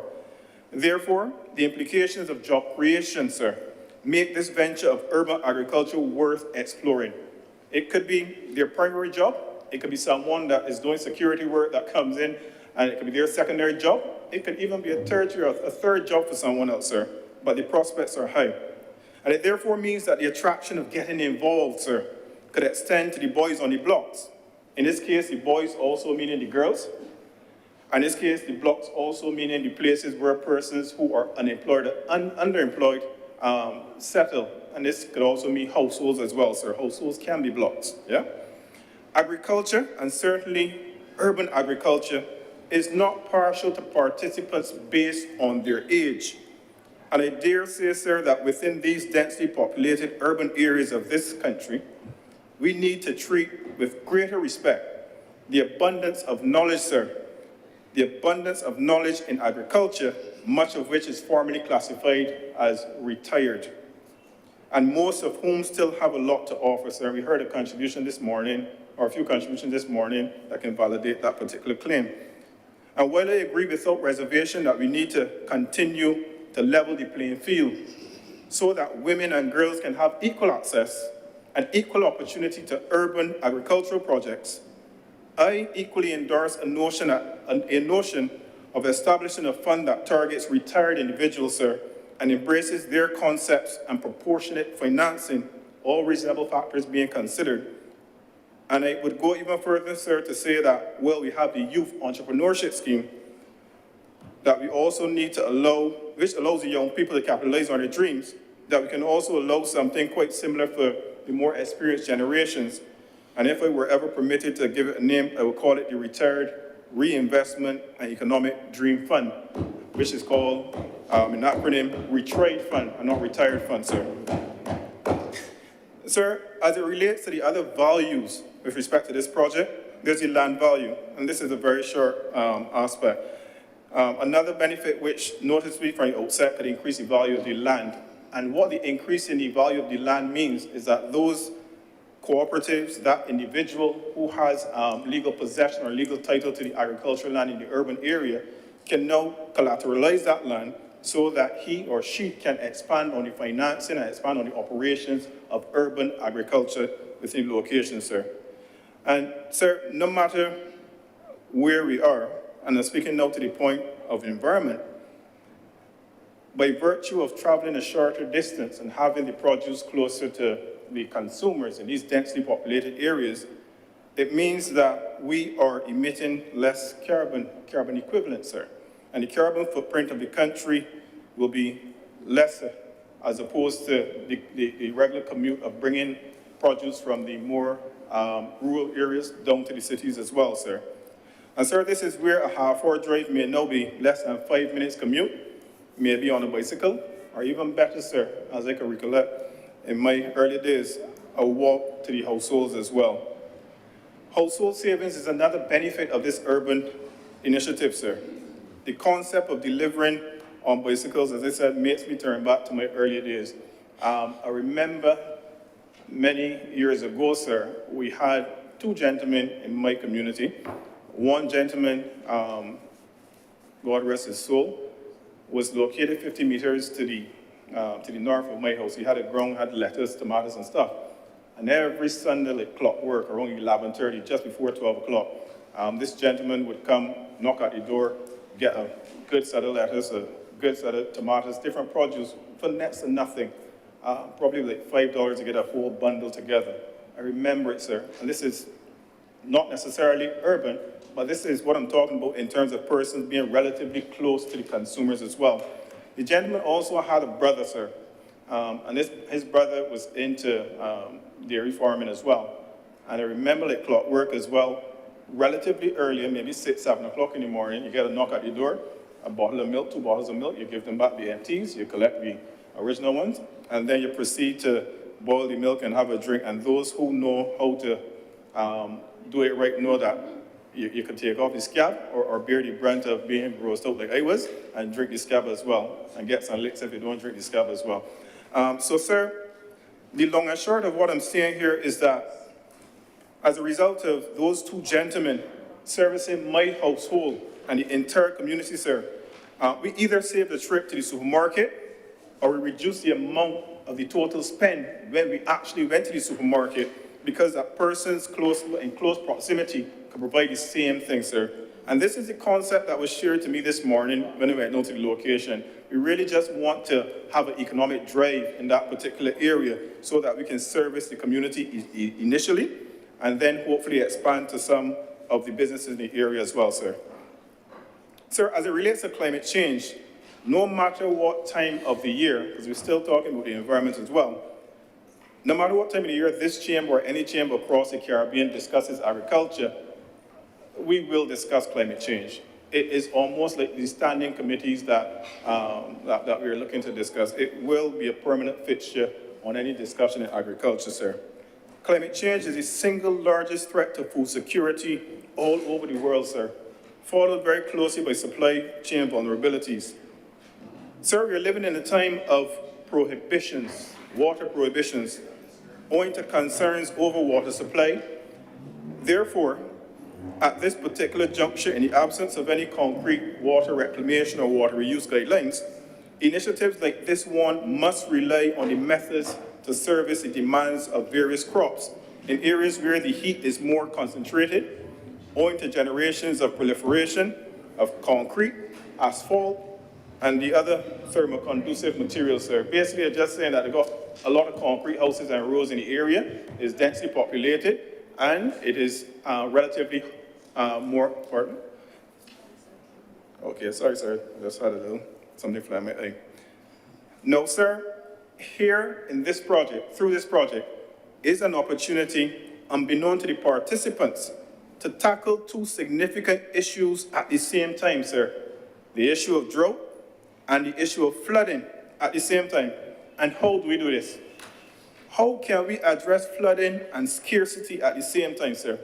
Sir, I'll allow you to take a guess. No, sir, don't take a guess, because if you guess, you're gonna probably disrupt my presentation.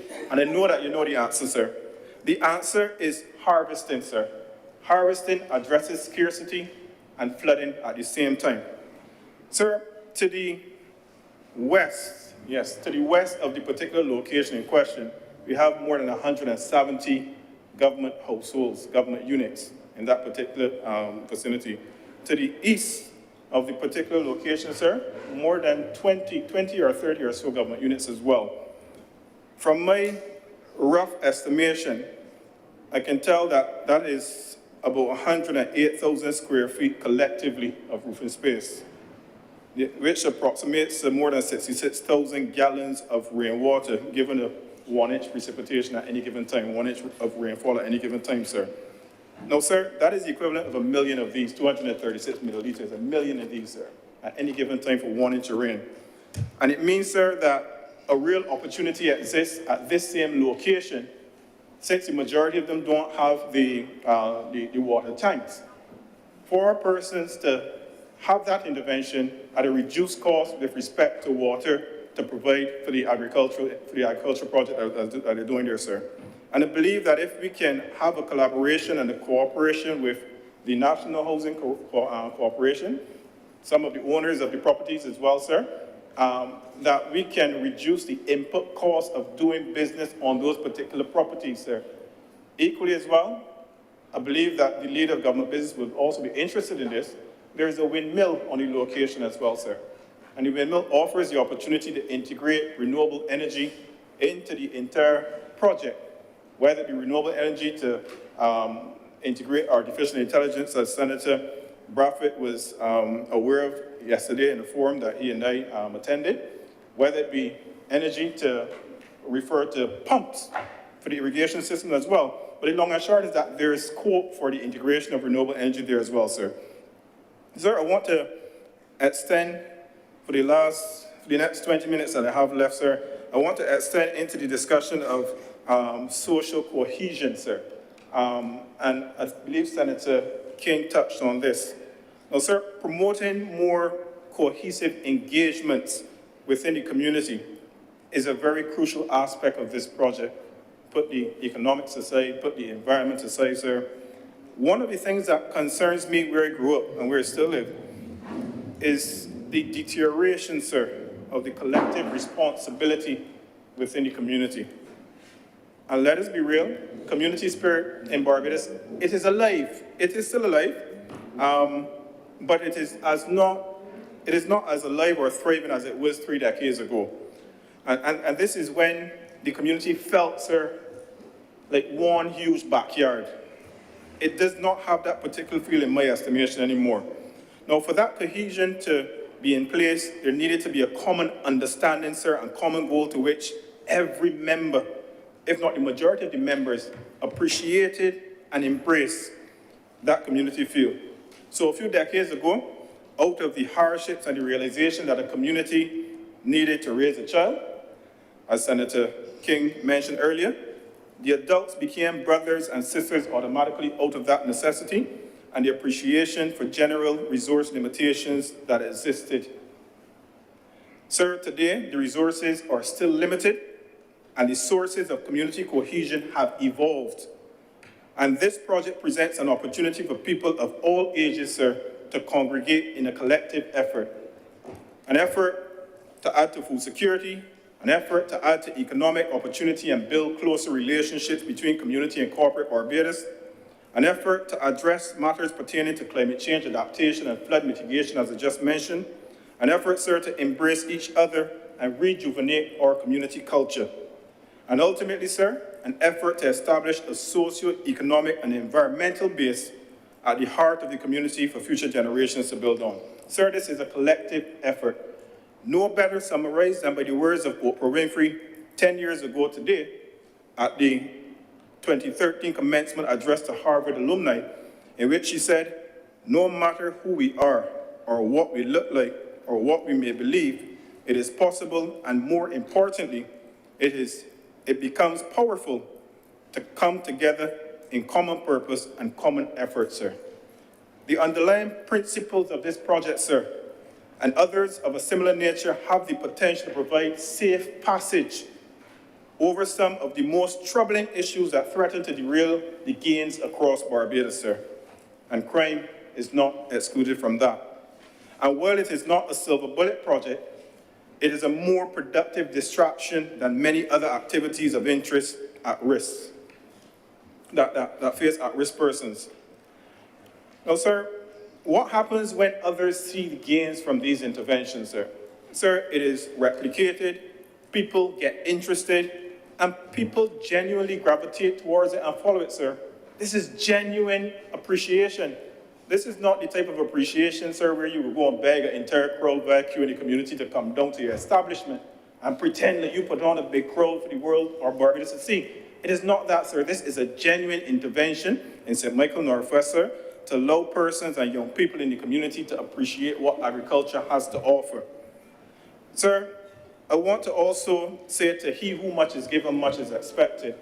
And I recognize and reflect on the budgetary statements this year from the Honorable Prime Minister where we would have allocated $2 million to the Barbados Agricultural Society, and this was for loan funds for the farmers. And while that fund is not necessarily directly linked to this project, I would like to say again that the Barbados Agricultural Society has an obligation, sir, to ensure that some of the aspects of agriculture, particularly building up business models for small farmers, and small farmers in the urban belt, relative to those in the rural who have benefited for many years, that the Barbados Agricultural Society has an obligation today, sir, to ensure that these projects in urban Barbados take equal importance to those that have been benefiting across rural Barbados, sir. Sir, I believe I will take a pause there at this particular juncture, only to say that I fully align to the comments made by other senators before me, and that I fully embrace and endorse this particular measure in recognition that it is an expansion of an already existing project and the huge benefits that it has to offer not only to members of that particular constituency, but all across urban Barbados, sir. So with those few words, I thank you. Thank you, Senator Harewood. Senator Cummins. Thank you very much, Mr. President. I want to thank all of the honourable senators who have spoken.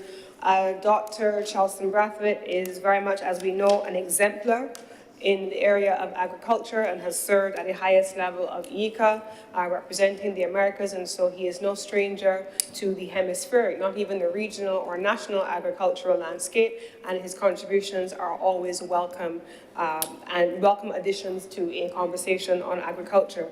Senator John King and Senators Shanika Roberts-Odell, along with our just concluded Senator Lorenzo Harewood, I want to also thank you for your contributions.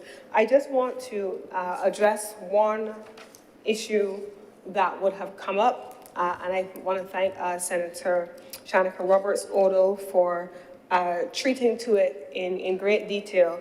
But I know that we are dealing with, and I'm very sensitive to, certainly as a productive sectors minister, and one of the persons who works very closely with the Prices Compact.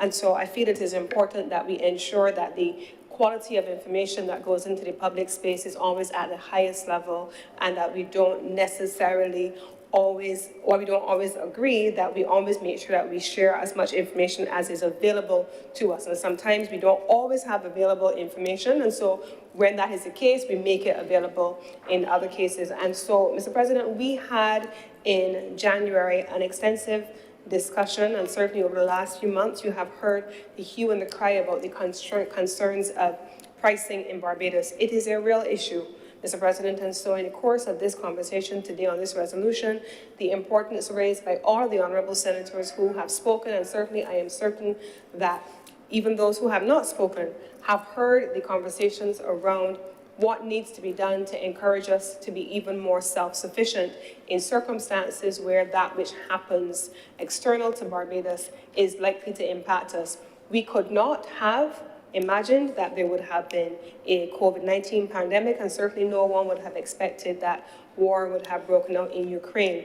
But those exogenous factors, as well defined by the economists, have resulted in certain circumstances evolving here in Barbados. And so, for example, Mr. President, I, as Minister of Energy, have had the opportunity to track the data. So I haven't had the opportunity to go on a basis of what I would prefer, but it is what is. Oil and gas prices in particular have soared starting from the first 6 months of the Ukraine war by 120 to 130%.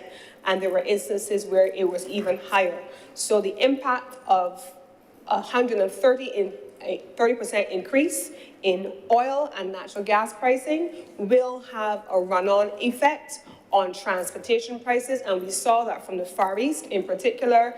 In Eastern Europe, we saw shipping prices increase by, in some instances, close to 500%. Not 1%, not 2, not 3, but 500%.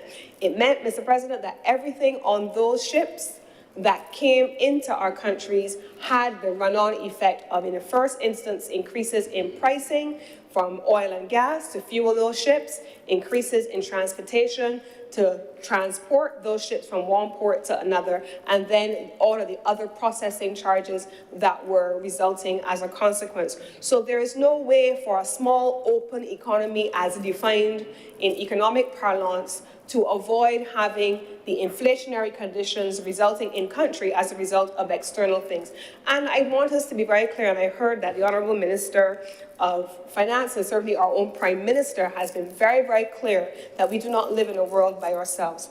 Barbados is 166 square miles, 300,000 people. We have talked about globalization, certainly. The universities, academics, professionals have written at great length, ad nauseum, from the Silk Road up to now about globalization.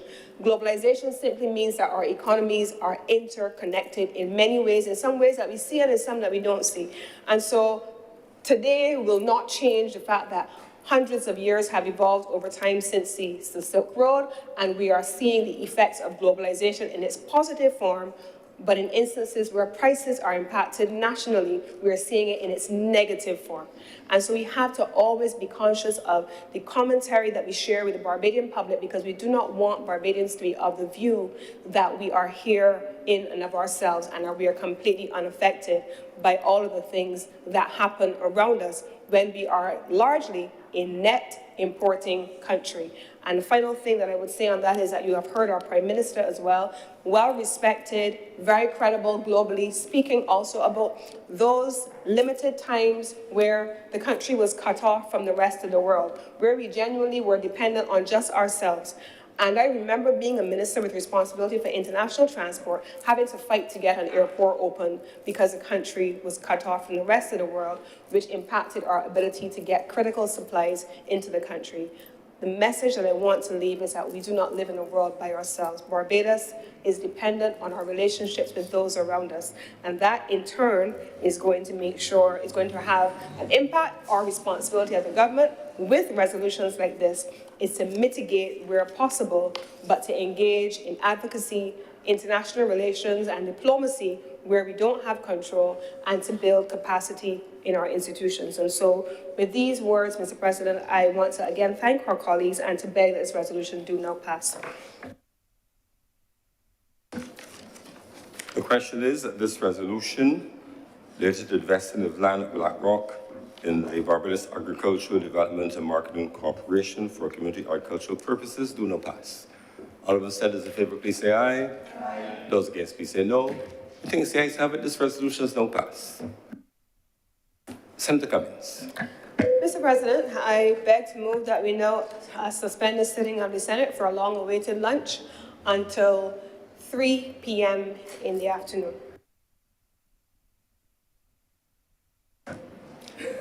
The question is that this sitting be suspended until 3 p.m. today.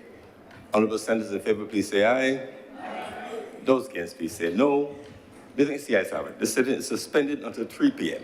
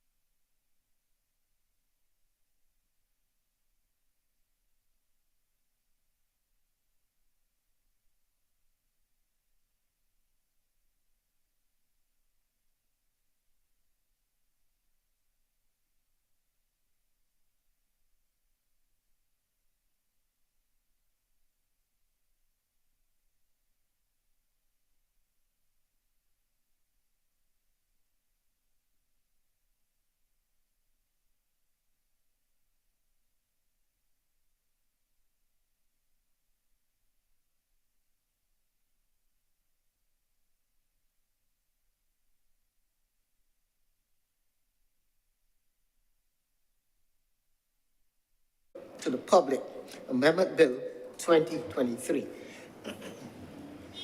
Senator Cummings. Mr. President, I don't intend to be terribly long on this item.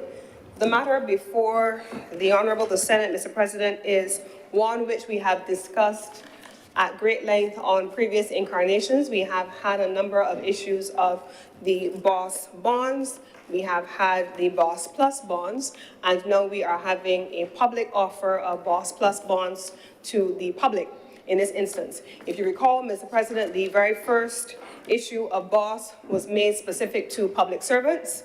The second instance, we made it more widely available. We then saw the announcement coming from the collaboration of the recently appointed Governor of the Central Bank, Dr. Kevin Greenidge, and the leadership of First Caribbean Bank of the uptake of $100 million of those bonds, which, Mr. President, I will come back to in the course of my presentation. And now, therefore, Mr. President, in order to go back to the market to ensure that we're able to have not just public servants, not just commercial, or I should say institutional investors taking up the BOSS bonds, but that the public, members of the general public of Barbados, have an opportunity to invest in these bonds. Mr. President, I want to use my presentation this afternoon, to make two simple points. One, Mr. President, the question of confidence in the market. I want to speak to the question of confidence in the market in order to bring some degree of clarity about what the word confidence really means in terms of financial markets. Mr. President, I don't think that there is anyone under the sound of my voice that does not know what it means to have a loss of confidence in the markets in Barbados.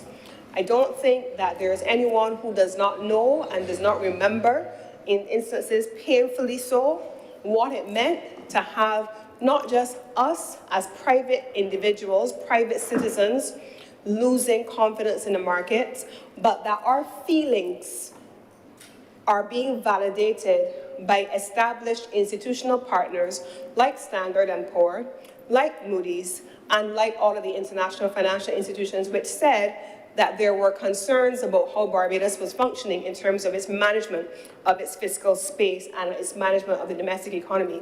We know, Mr. President, that we may have felt we're going in the wrong direction, Mr. President. We know that we may have felt that some of the decisions that were being made were not the right decisions. We may have felt so.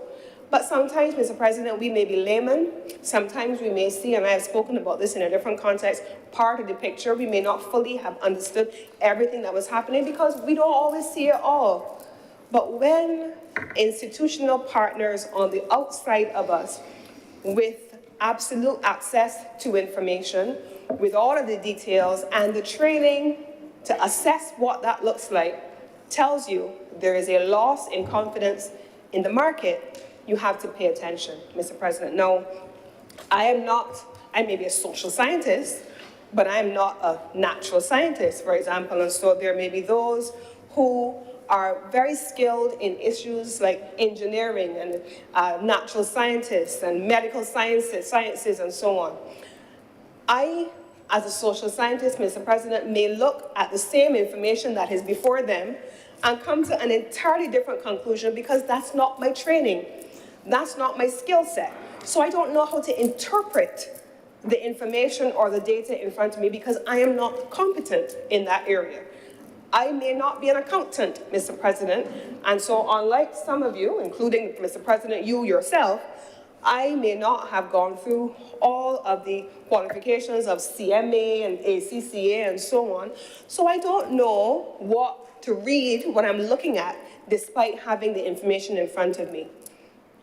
But what we do know, Mr. President, is that on the question of confidence, when presented with the state of our economy, when presented with our estimates of expenditure and our actual outturn, when presented with the management of our economy at the beginning and at the end of a financial year, when we looked at our debt to GDP ratio and our growth trajectory and our ability to service debt, those who were competent in the World Bank, the International Monetary Fund, Standard & Poor, Moody's, and all of the entities who spoke on the state of Barbados' economy, certainly up to 2018, they felt that there was a loss in confidence.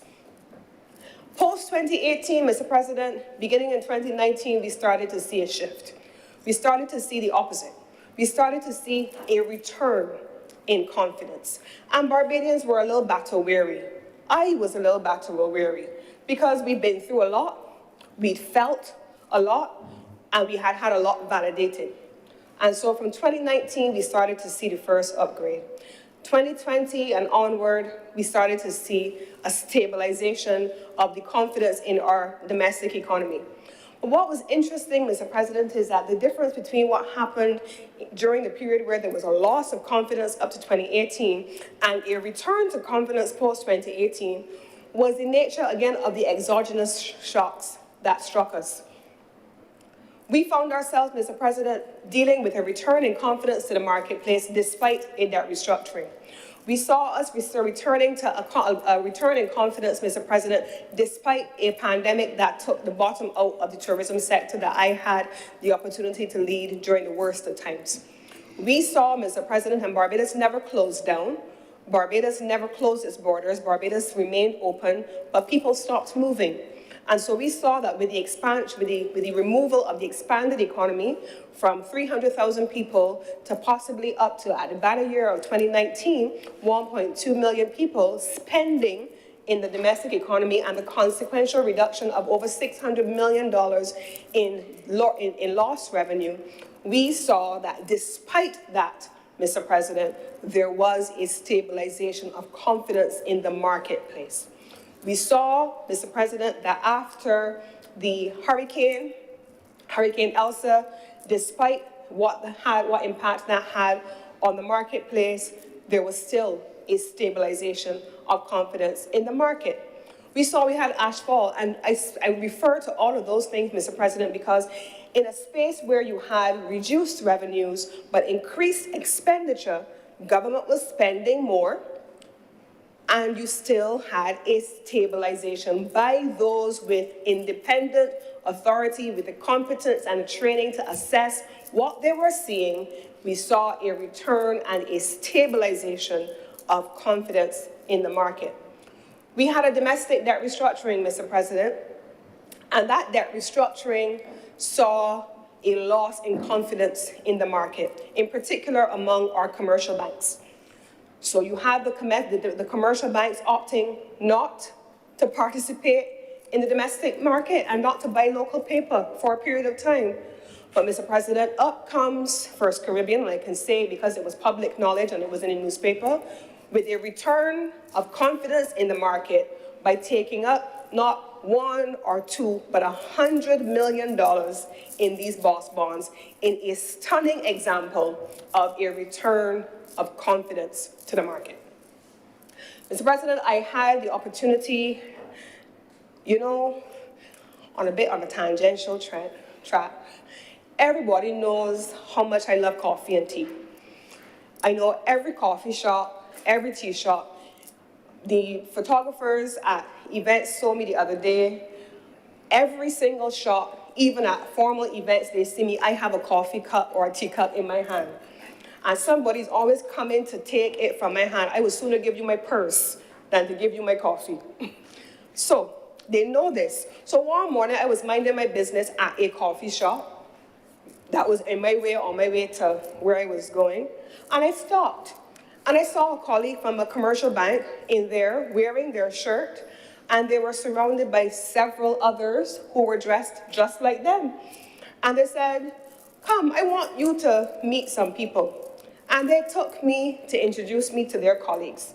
And there was a waiting tour bus outside. This was probably at best 2 months ago, but certainly after the First Caribbean uptake of the last set of BOSS bonds. They said to me, I want to introduce you to somebody.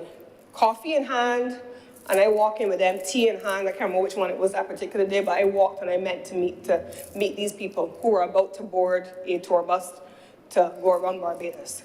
Who were these people, Mr. President? This was another commercial bank. that had seen the uptake of $100 million in these bonds and have brought down their leadership from two countries, one outside of the region and one inside of the region, and their regional directors, to take them around Barbados to see projects, but to have a sense of what growth returning to the economy looks like.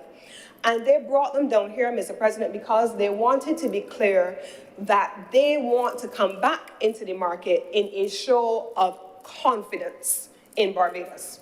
So they brought their principals down from Toronto.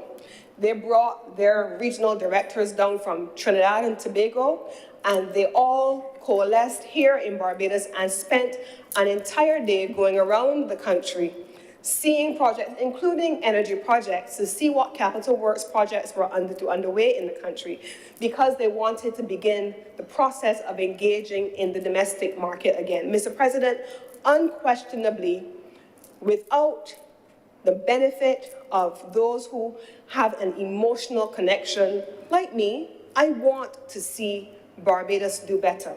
I want to see my nation thrive. I want to see people do well. I want to see our economy robust and vibrant again. I want us to be able to reduce the trade deficit. Those are things that I want, yes. But this isn't about what I feel.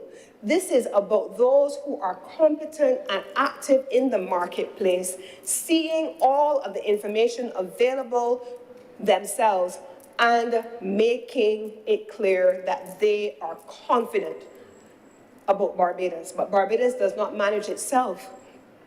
Barbados is being managed by a government and a leader in the person of our Prime Minister, who is also a Minister of Finance, and all of her finance and economic team. That is a show of confidence in the people leading Barbados at this time, because those who led before did not have any of these exogenous or external shocks, as you would call them. They didn't have a pandemic. The world stopped for 2 years between 2008 and 2018. It did not. So the challenges that were navigated between 2008 and 2018 did not include a 2-year cessation in economic activity at normal levels. There was no hurricane in Barbados, to the best of my knowledge, since 1960s, Hurricane Janet. And that did not occur during the years prior to 2018. So there was no increased expenditure as a consequence of a 2-year pandemic, which increased social spending and healthcare spending. And there was no hurricane which increased infrastructure spending. There was no volcano which erupted. And so, Mr. President, in the absence of 3 major crises, you did not see any erosion of confidence in the Barbados economy. And so I say all of that, Mr. President, because sometimes you hear a lot of chatter. You hear a lot of chatter about how people are wary of government paper, how people are wary of what the government is doing in the economy. And those things may be true in some instances. I talk about how I feel, but I have to go on the basis of objective assessment as well. We talk sometimes, Mr. President, about how people are wary because of the debt restructuring and how it impacted those who were investors in 2018. And those things are real, Mr. President, and I am certain that the Prime Minister took no pleasure. The finance team took no pleasure in 2018 at having to agree to haircuts in order to save the country, Mr. President. And I know that despite how we all felt about the haircuts that we took and the impact that it had, there was a real impact. We cannot minimize that, and I don't think anyone intends to minimize that. It is a real thing.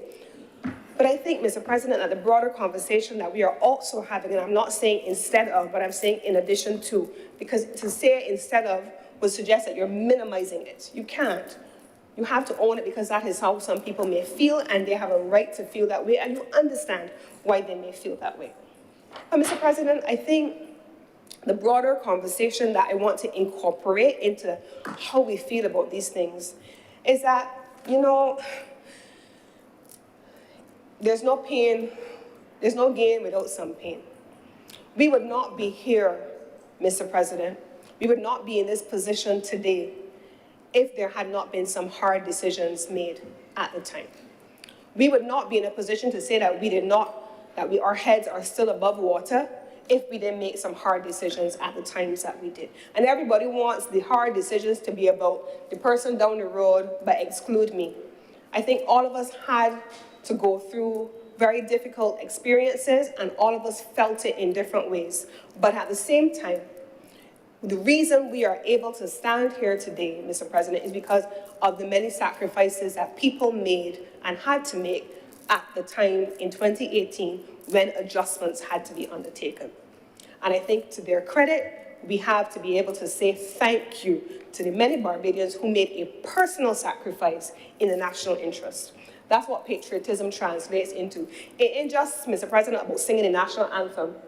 And I'm a woman who sometimes I have had 2 instances where I cried when I was singing the national anthem. And the truth is that I cried in 2018 when I was being sworn in, I think, or when the cabinet was being sworn in 2018 and we were in Bay Street. I cried, Mr. President, because I felt so strongly about what had happened to us up to 2018.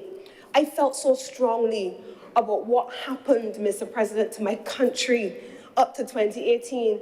And so when I stood in Bay Street with thousands of Barbadians on that day, when the cabinet of Barbados was being sworn in, opposite government headquarters, we were singing the national anthem and that song, I Vow to Thee, My Country, and rivers of tears came down my face because I felt it at the time. So I understand the question of patriotism, but it's more than that, because I could have cried and then afterwards don't want to be a part of the solutions that would have been required to resolve what made me feel that way in that moment too. Patriotism is actionable like love. Patriotism is that thing that requires you to do and not just say. And so yes, it was a difficult period. We had a debt restructuring that was domestic and there were haircuts that we had to navigate, and those were a part of the process that we have now gone through to enable us to stand in a place like today and say, we are on our way. All the indicators are trending in the right direction.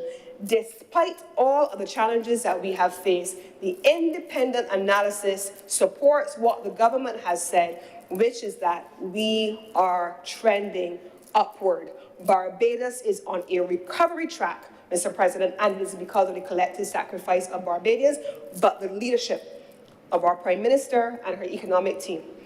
The second point that I want to make, Mr. President, because I did say that I'm not going to have a lengthy discourse on this generally, but the second point that I want to make, Mr. President, after the issue of confidence is what this now means for Barbadians, people. People made a sacrifice. People felt it. People had challenges. And so now the country is on a different trajectory.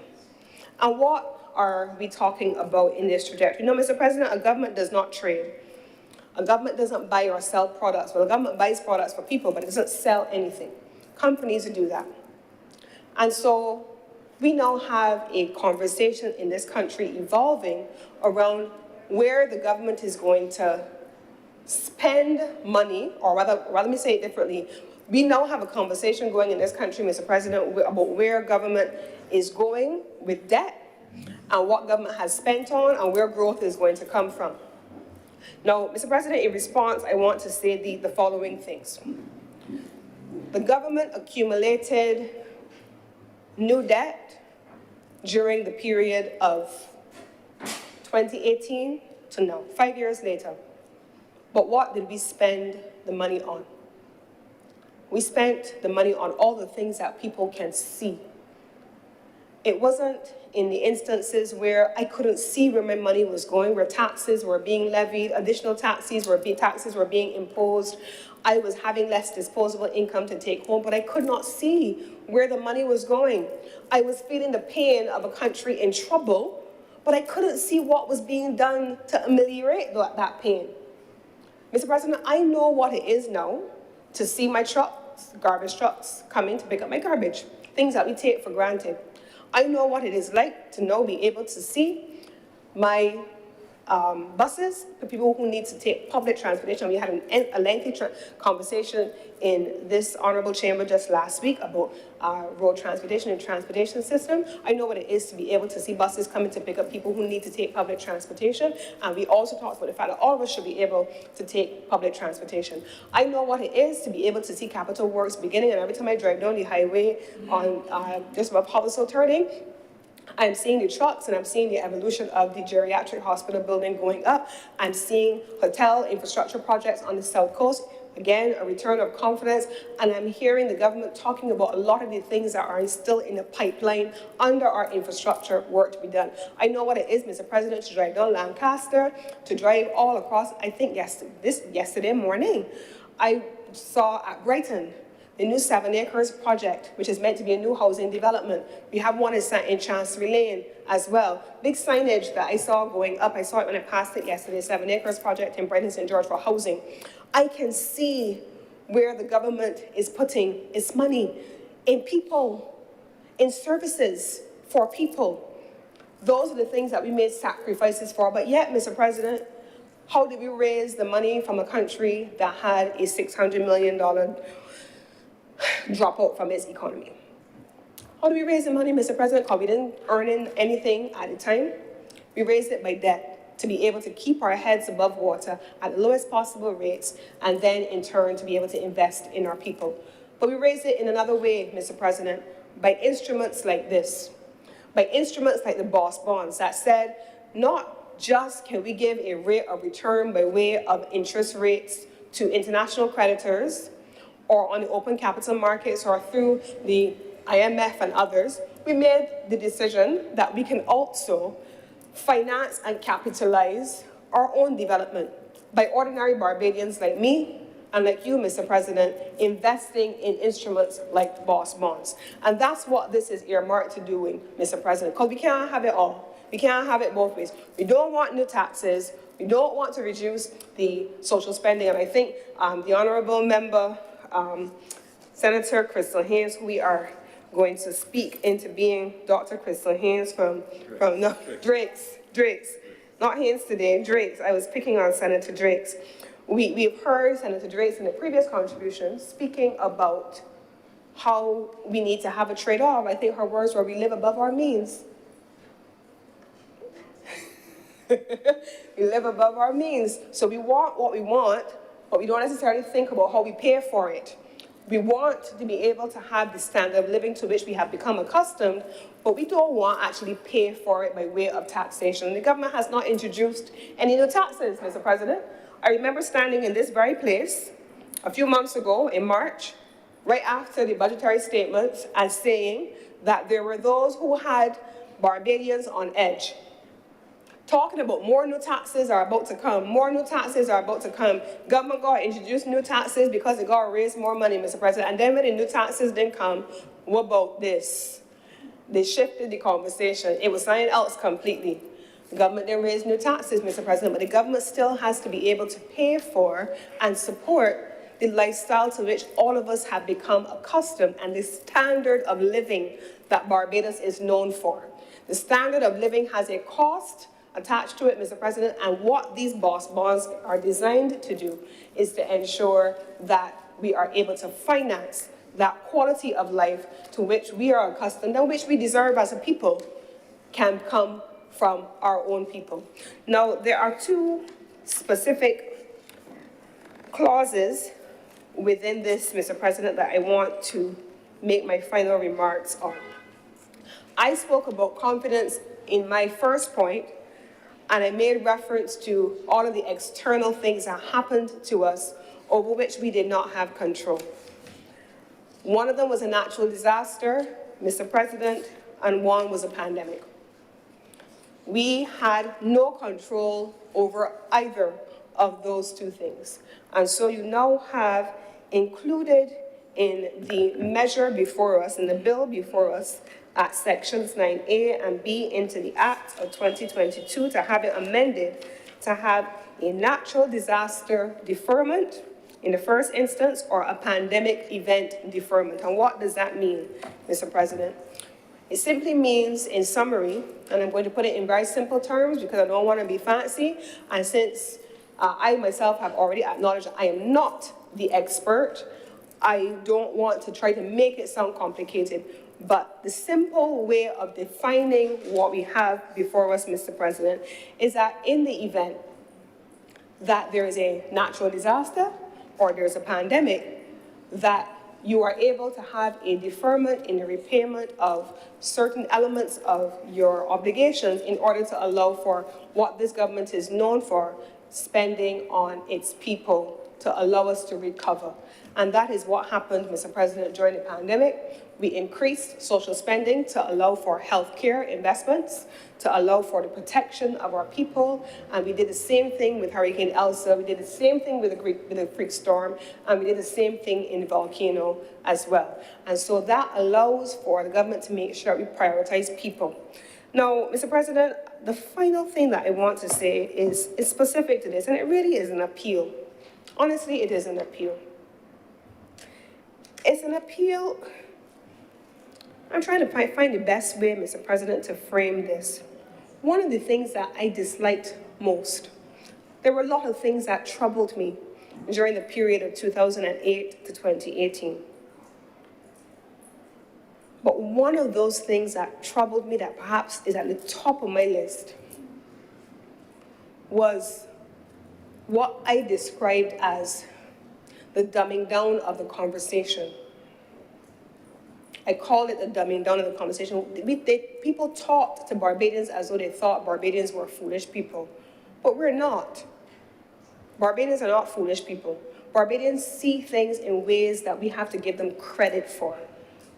And so we could see something in front of us, Mr. President, and we may not be the expert in it, and we may not know all of the details of it, but instinctively we have a sense of what is happening. And so when we heard officials saying that the sky was pink and we could see it blue, that used to upset me.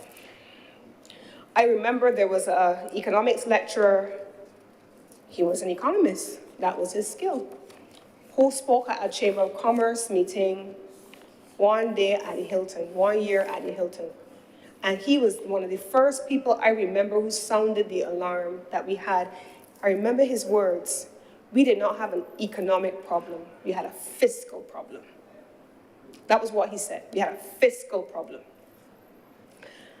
And he got mauled every which way by the officials of the then government.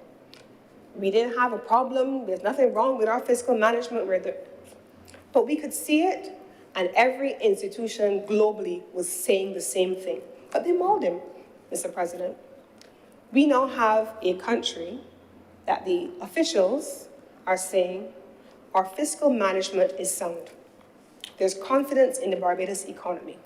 And the independent commentators who are experts in their own right internationally are affirming that view.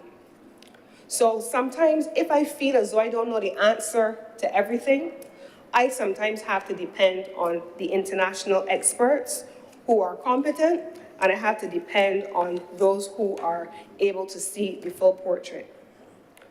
So I am confident, having said that, Mr. President, that this administration has been open, it has been transparent. All the loan contracts that we have had have been laid. When I stand up as leader of government business, Mr. President, on a morning, and I open and I go under items on which to give notice, and I am commanded to lay the following documents, Mr. President. All of the items that people are demanding in the public space to see are laid in this parliament. In the lower house, they're laid, in the other place, they're laid, and they're laid up here. So there's no need for the grandstanding in public to make Barbadians feel as though you're doing something when you can go online to parliament.org and find what you say you want to see. It is there, Mr. President. Every loan contract is there. So you can see what the government has done. You can see the terms under which government has done it. And we have not attempted to tell you it is something other than what you can see. That is how we have governed, Mr. President. And so I am confident that these bonds that we are now coming to this honorable chamber to present this bill on, which will allow for the deferment of payment of the amortizations and interest due on the bonds under the circumstances which I have just outlined, a natural disaster or a pandemic event, to allow for that social spending to take place, is entirely consistent with a government who has prioritized people, sound, prudent fiscal management, and the development of Barbados even through difficult circumstances. And so I promised I wasn't going to have an extensive discourse on this matter, but I do have the opportunity, of course, to respond in my closing to any queries or comments which have been raised during the course of other submissions from the honorable members of the Senate. And with these few words, Mr. President, I beg to move that this bill now be read a second time. Thank you, Senator Cummings. Senator Driggs.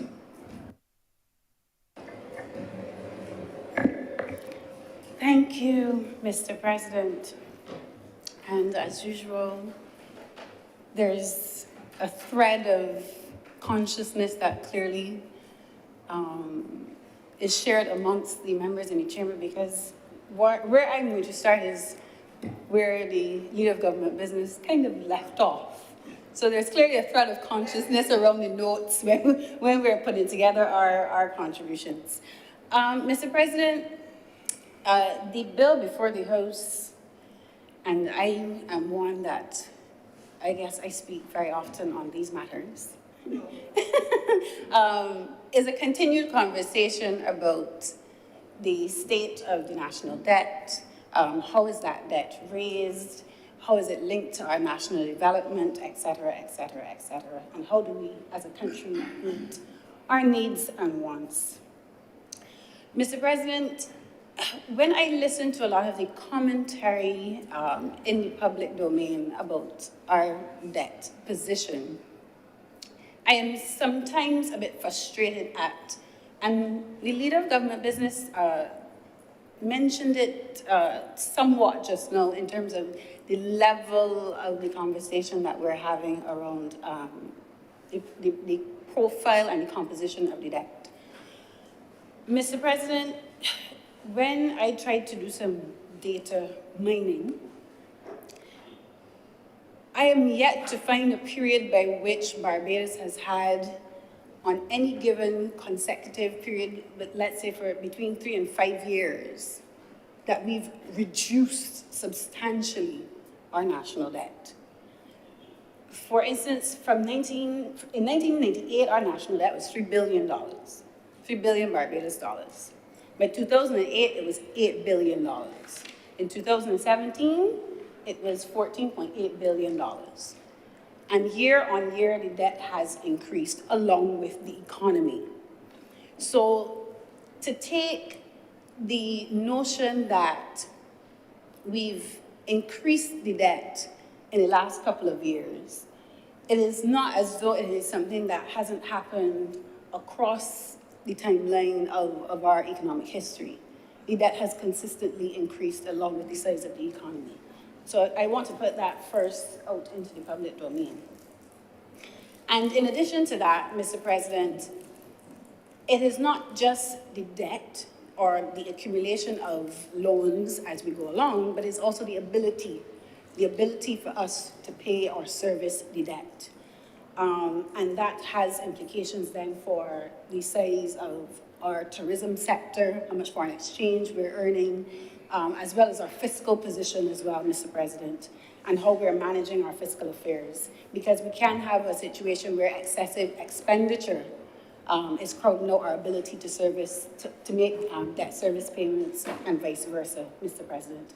And what I will say here is because of the conversation on interest rates that are happening globally, that I think, yes, has bearings on our debt service, which based on the annual estimates of revenue and expenditure is estimated about $1.3 billion this year alone.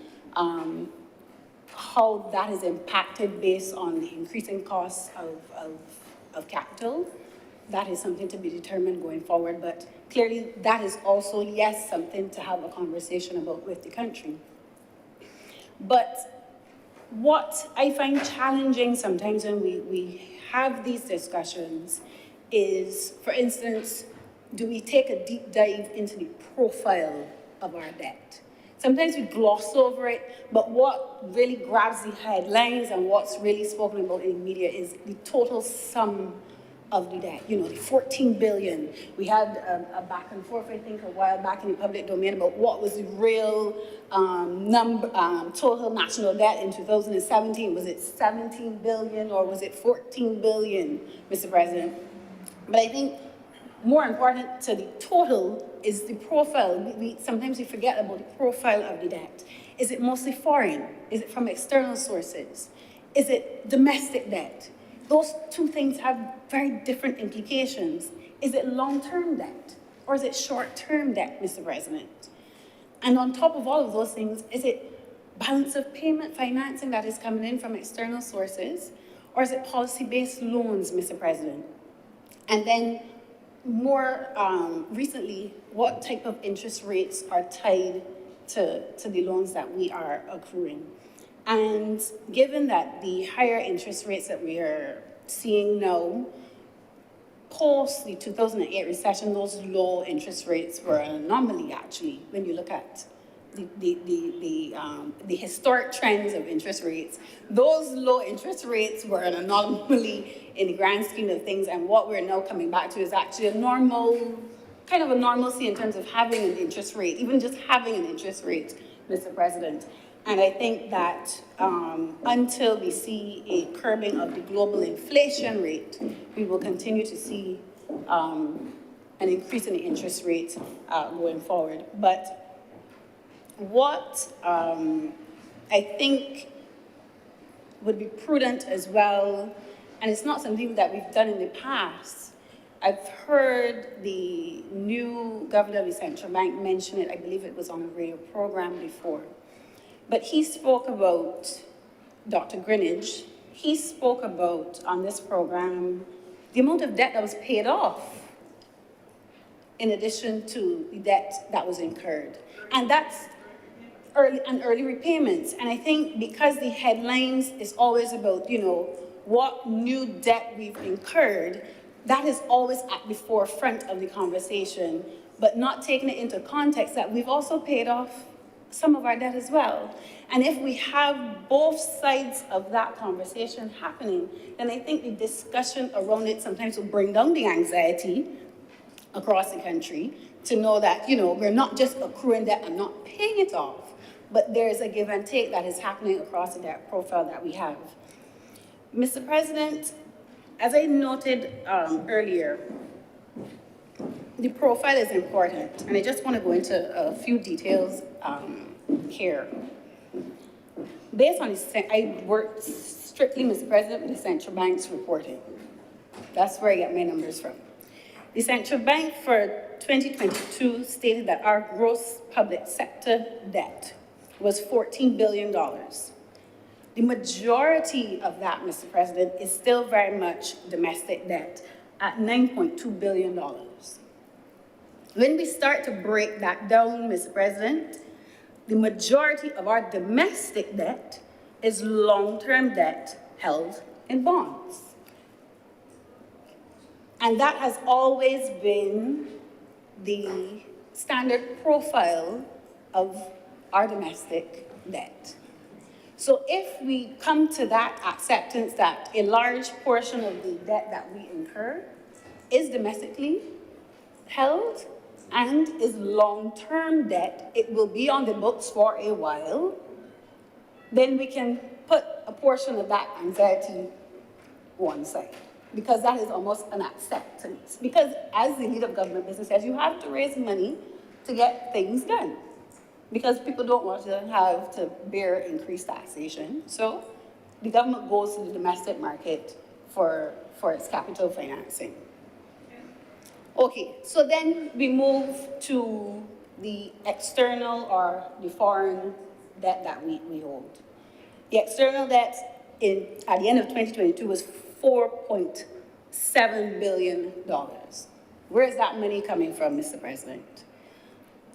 The majority, or you can even say all of that, is in long-term financing. all of it, Mr. President. With 2.9 of it, $2.9 billion coming from multilateral organizations, particularly the IMF, for balance of payment support. So, Mr. President, when we hear the $14 billion, there has to be a breakdown. And sometimes, even if we say we have an issue with the amount of debt that, let's say, for instance, the current administration is incurring, we still have to be cognizant of the type of debt it is, what type of interest rates are tied to it, and what is the purpose of it. Because it's okay for us to have a political position about debt, which is fine, but at the end of the day, we are a small, open economy, and there are very few places and means and ways by which to manage this economy. And that is the long and short of it. So, Mr. President, if we can have a situation where there is a bit more, and the leader of government business spoke to it just now, Barbadians are educated persons.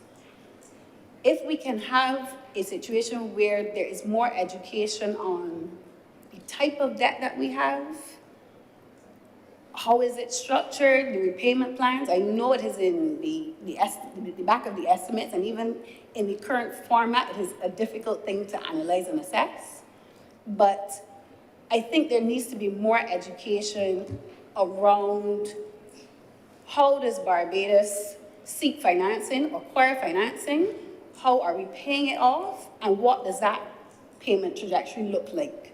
What does that look like for Barbadians? Because, again, I sometimes get frustrated around the conversations that we have that seem to incite anxiety and fears. Yes, I'm seeing some asides. But what is clear, Mr. President, is even when you have to speak truth to power, there's an honesty that has to happen. There's an honesty that has to happen. And I think, Mr. President, I am calling in this instance for some way by which the government has a better messaging around how are we dealing with the debt. And it may be, some people might say I'm asking for too much, but because of the type of debate that we have about, I don't want the national debt, Mr. President, to become a political football. That's what I'm essentially saying. If all of the information is out there and the government can show precisely where we are in terms of how we are managing our debt, how we are servicing the debt, because I thought it particularly instrumental when the governor of the central bank noted the amount of debt that we paid off in prepayment. And that's not something that is common knowledge. It's not something that's going to grab a headline, because I'm hearing asides, Mr. President. I'm hearing asides. And I think if that becomes a regular occurrence in reporting, that would help the conversation and elevate the conversation on how we deal with the national debt and what makes Barbadians comfortable in terms of, why the government have to go for another IMF loan. Mr. President. But, Mr. President, I want to speak on two matters in a more contextual framing. And I think it is important to be a part of the conversation. And the first one is something that we hear all the time, and it is that Barbados is not alone as it relates to having I don't want to call it a debt crisis, but it is a debt crisis. And I'll explain why and what this means.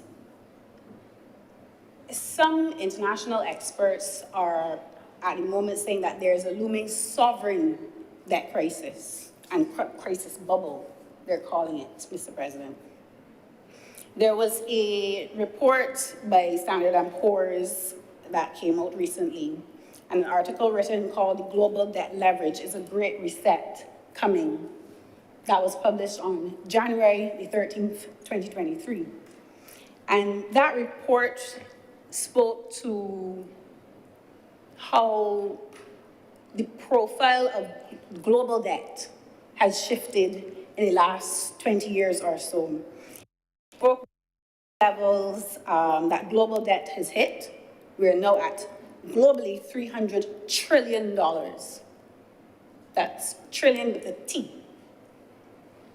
And that translates, Mr. President, to each person across the globe owing $37,500 US dollars.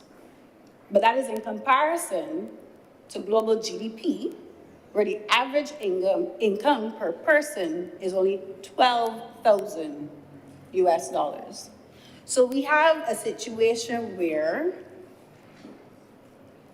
we have a financial structure that is under stress because of the level of debt that is in the financial system across the board, across the board.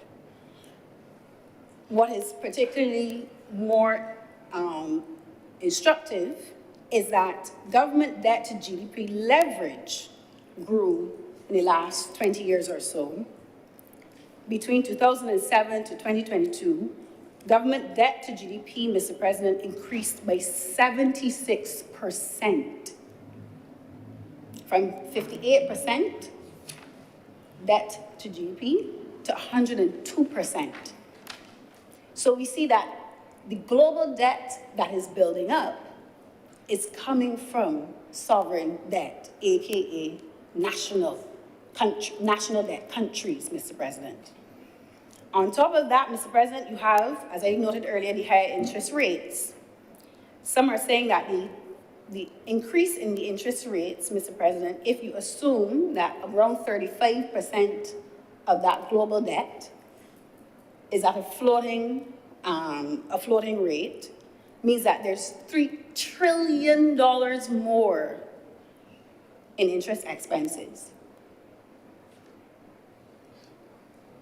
So, yes, we can have our own debates around what is happening locally, and rightfully so, we should. But in the context of the global environment, Mr. President, Barbados is by far not unique to what is happening in the global financial system. Mr. President,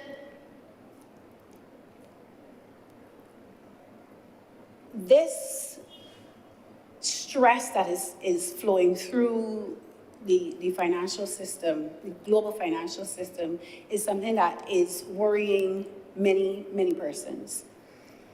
The Secretary General of UNCTAD stated recently, Rebecca Greenspan, stated that the world lacks an effective system to deal with debt. An independent sovereign debt authority that engages with creditor and debtor interests, both institutional and private, is urgently needed. And she made those remarks on the 2nd of February, 2023. So what we are seeing, Mr. President, is as the world becomes more uncertain, and we have to deal with a lot of the crises and the uncertainties, Mr. President, many countries are coming under strain as it relates to how do they meet their financial and social obligations. And what is happening is there is a call internationally for us to address the sovereign debt crisis that some believe is on the horizon. And how do we deal with it? Not just individual countries, developed nations versus developing nations. How do we deal with the debt that is circulating in our financial institutions globally, that is putting the global economic structure, Mr. President, under stress? Sir, and all of this is linked back to what I would say is the post-World War II experiment of capitalism and globalization. This is an experiment. What we are experiencing as a way of life and as a normality is not. This is what we know as, this hyper-consumer kind of lifestyle is something is very modern to humanity. And because that system is fed by the debt, because that's how we're living. We're borrowing from the future to supplement our current needs and wants and building up debt as we go along. So we can't just talk about the debt and what is happening in the financial institutions, but we have to also talk about the economic structure and how we produce, how we consume, and how all of these things are also then interlinked to the environmental crisis that we also have, climate change, which is also a byproduct of the economic system that we currently have, Mr. President. The second thing, Mr. President, I want to speak about in terms of emerging developments is what is being coined the faltering of the dominance of Western hegemony, or the influence, as you would know, speak of how the West dominates the global environment and geopolitics. And this move to what seems to be a multipolar world power, or world structure, I should say, Mr. President. And, Mr. President, we've seen how the war in Ukraine has been used by some nation states to make certain geopolitical moves. Oh yes, I'm getting to the BRICS. Certain geopolitical moves to signal to the world there's some new sheriffs in town. And they have their own way of what they believe how the world should work and who should call the shots.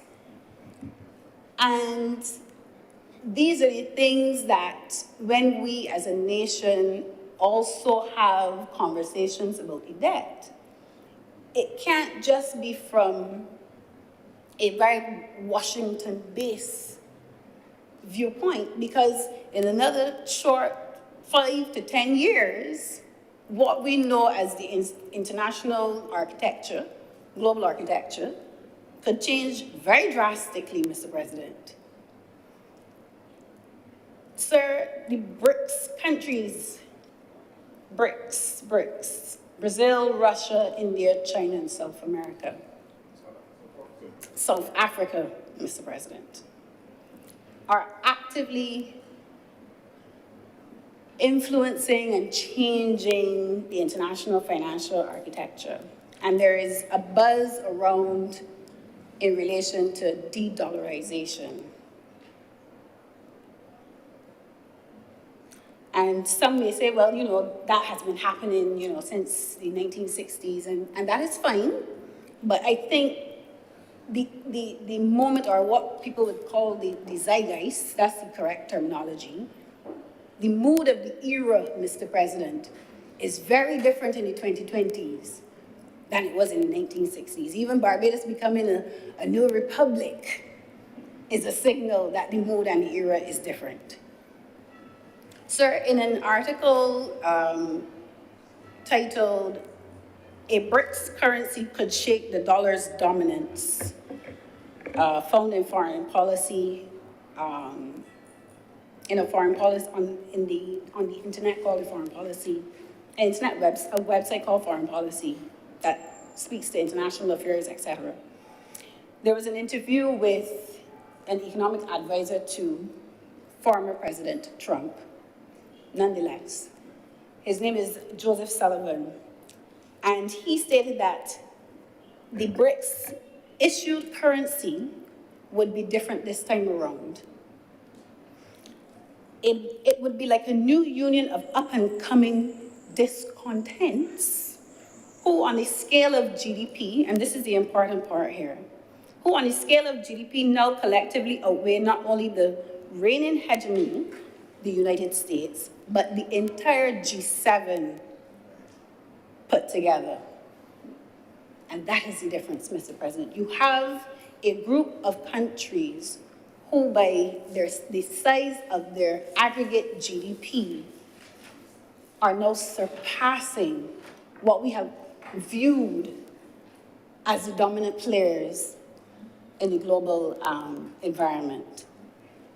Sir, those countries, the BRICS, in terms of gross domestic product, now control or contribute, I should say, 31.5% of global GDP compared to the G7 who control 30.7% of GDP. Slim margins, but what is more instructive is their populations.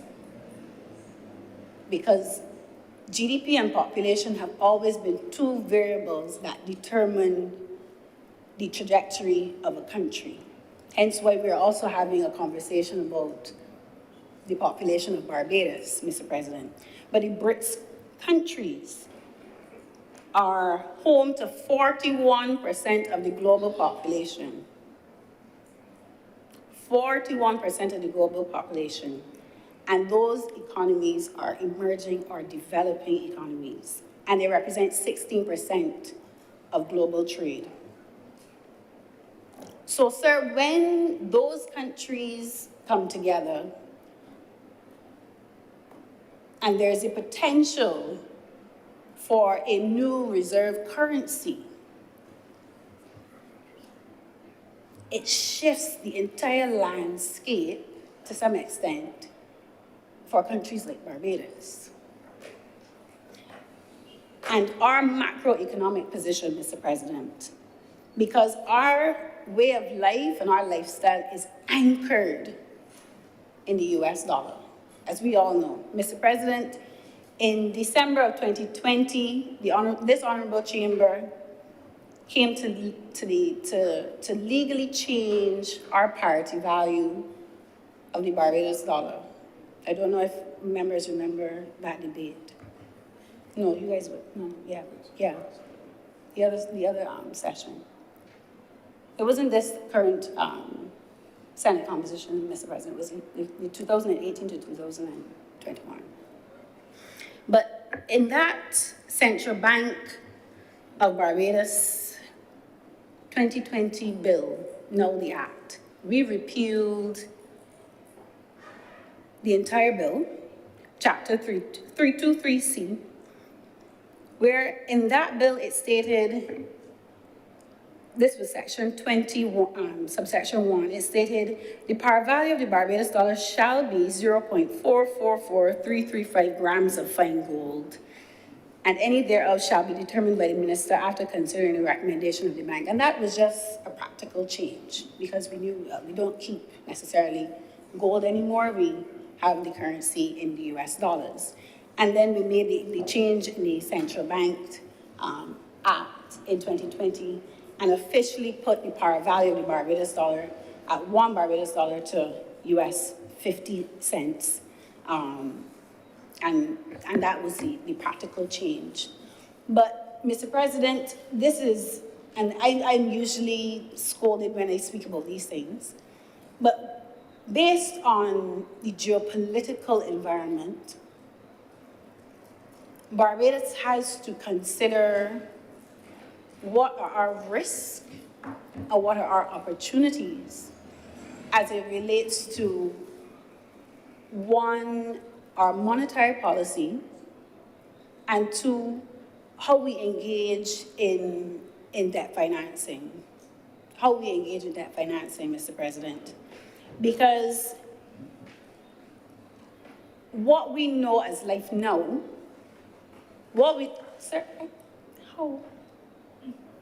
3 minutes. But sir, you know you owe me 20 from my estimates today. But that's an aside.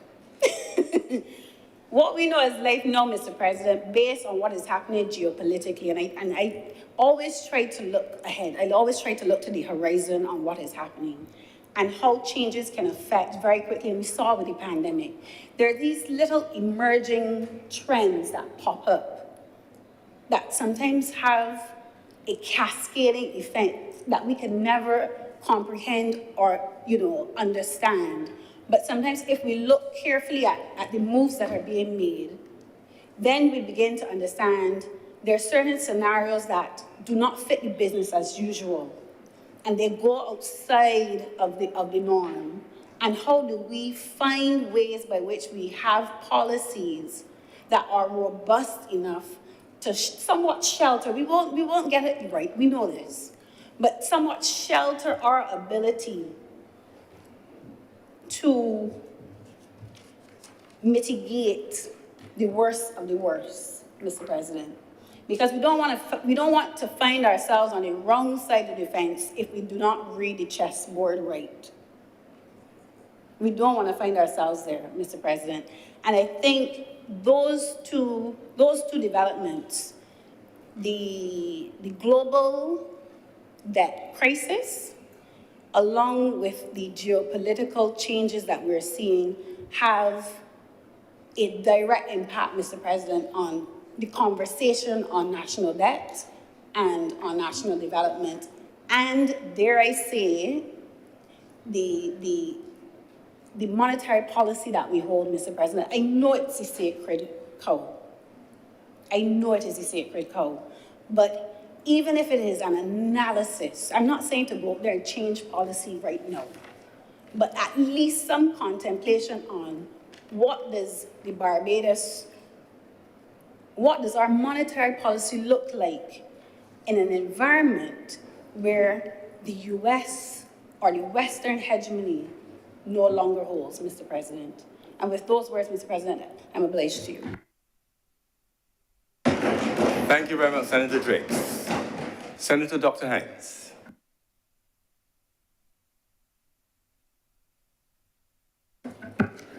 Good afternoon, and thank you for recognizing me, Mr. President. I really did enjoy that. It was listening to Senator Drake's.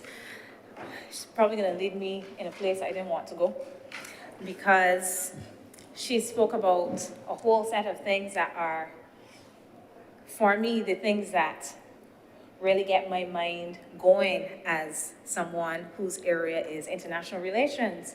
These discussions about geopolitical shifts, all of it I do not necessarily agree with, mostly because I would say, speaking directly to some of these points, I wasn't going to focus so much on debt. To be clear, my emphasis today was going to be on the investment side of this. But as she's taken me in this direction, I'm going to start just to follow from where we left off. And while I can certainly understand Senator Drake's concerns, and maybe not concerns, but a caution to us to think about what we are doing with our debt, considering what is happening in the world, I would also want to temper that a little bit. Not to say that we should not be careful about our debt, because certainly we should. And I would hope that any government will be prudent in making decisions about debt, because this is not your piggy bank that you're playing with. This is the people of Barbados that we are addressing. So I can certainly accept that caution. But what I would say is that there have been so many moments of change over time. So even the time period of the 1960s, if we think of this as an experiment, that was an experimental time also, because this was a time of decolonization. Barbados is now a republic, but at that point, before 1966, Barbados and most of this region and much of the world were still not sovereign states. So this in itself was something that was a watershed. So we have had these times before, and countries have found their ways to make it through with each significant shift, with each crisis. We had a whole set of states entering the state system. And we can connect this to what we are dealing with now in a global debt situation, because it would not have been possible before we had the entry of all of these sovereign states to even start having these kinds of discussions about global debt. It would not have been possible. And we have had these discussions before about things like a new international economic order coming out of things such as the Bandung Conference in 1957, leading to the very creation, for instance, of the UNCTAD, of which Senator Drakes discussed. We had the end of the Cold War, which moved us from a bipolar world. And following the Second World War, we have the decline of a hegemonic power, the UK, and the rise of the US. So we've experienced this before. So states have to find ways to navigate these changes that are invariably going to occur with changes in technology, in the state system, in balance of power, etc.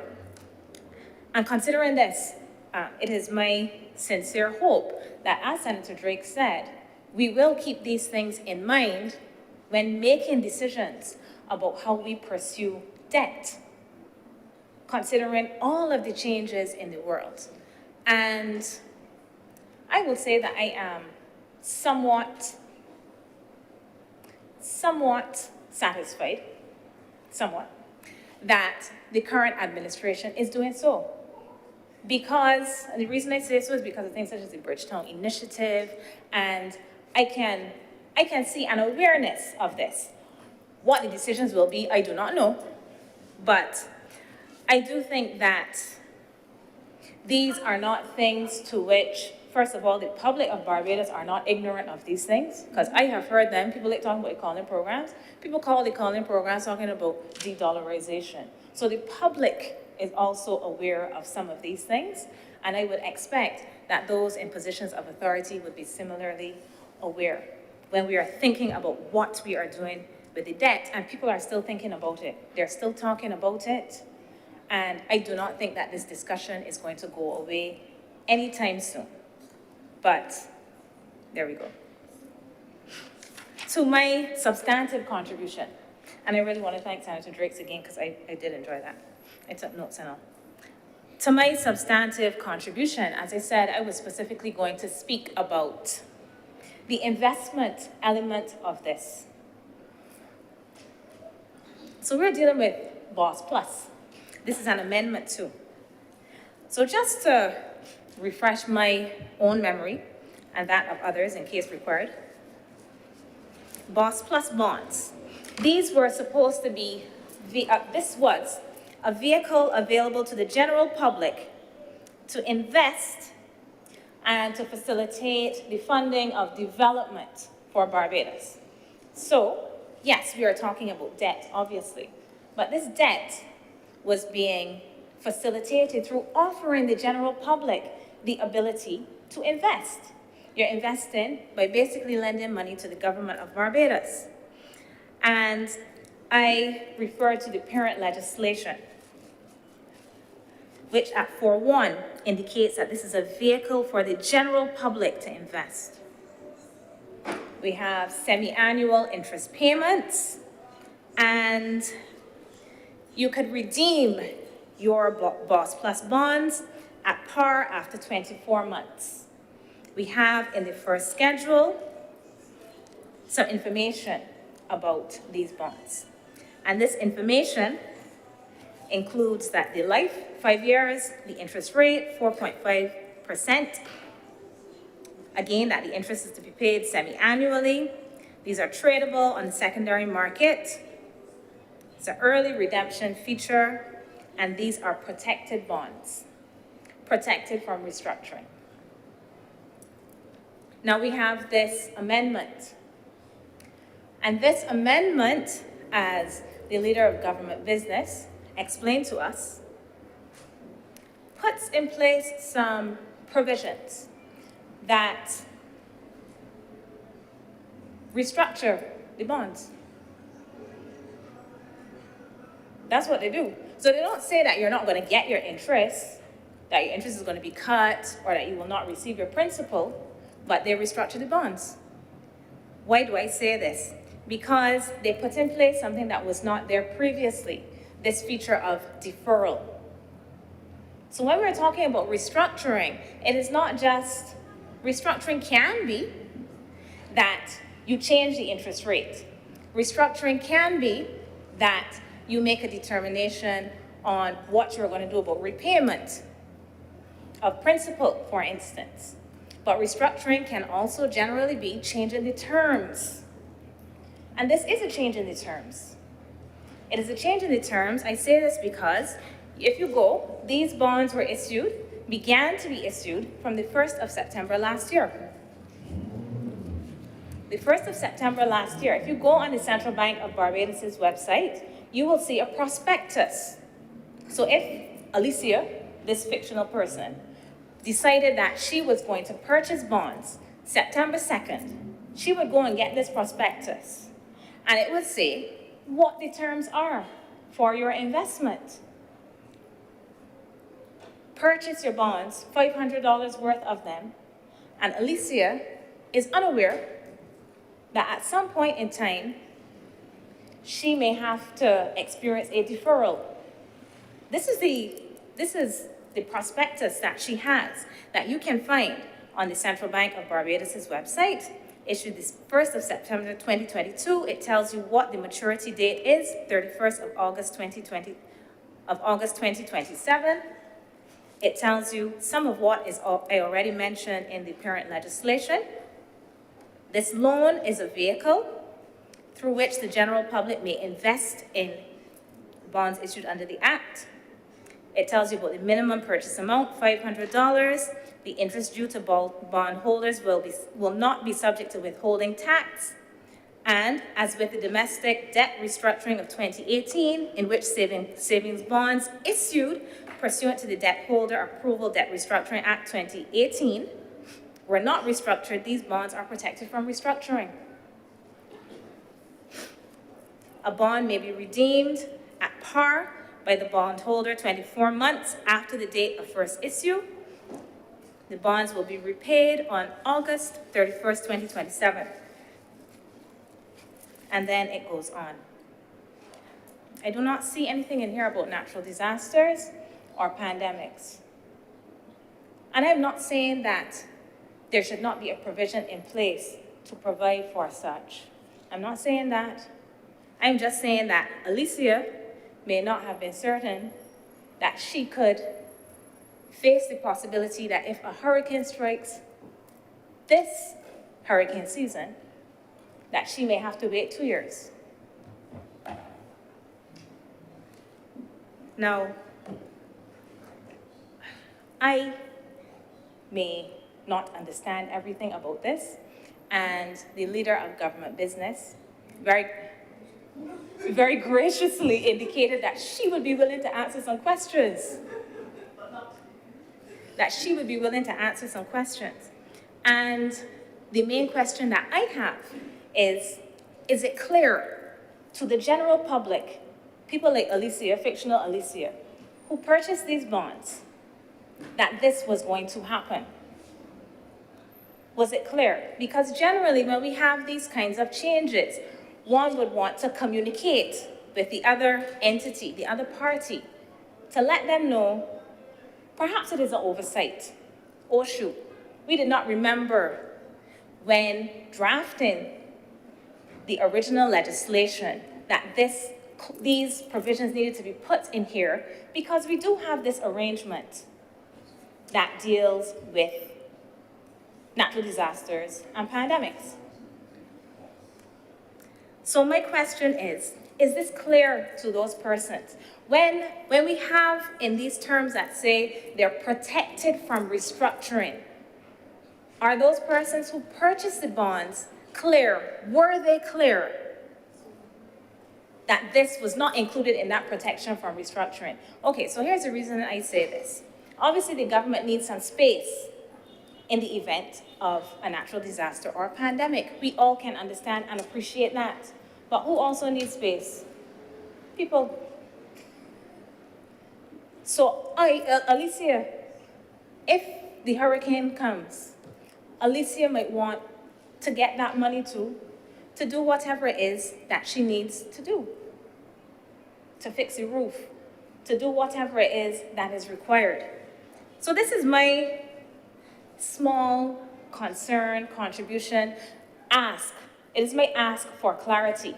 When we say that there is no restructuring, these are protected from restructuring. When this is stated in the second schedule, what is it that we meant by protection from restructuring? Was this not included in that protection from restructuring? Because if it was not included, I am fine with that. But I hope that those persons in the general public who, and I'm not talking about financial institutions that have other provisions that can help them to deal with their risk.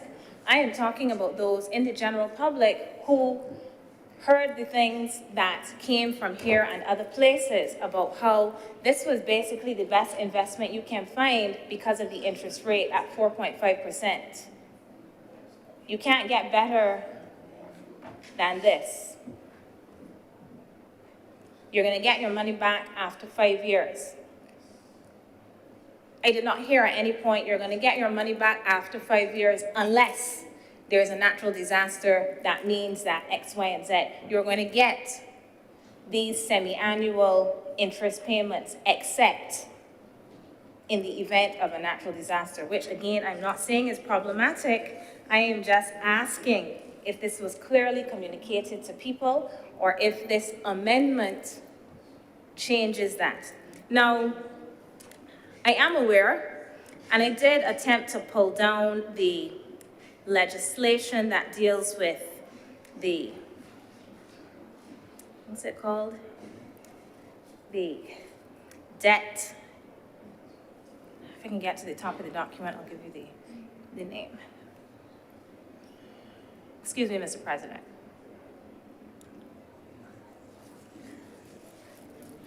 So this legislation is the Debt Holder Approval of Debt Restructuring Act 2018.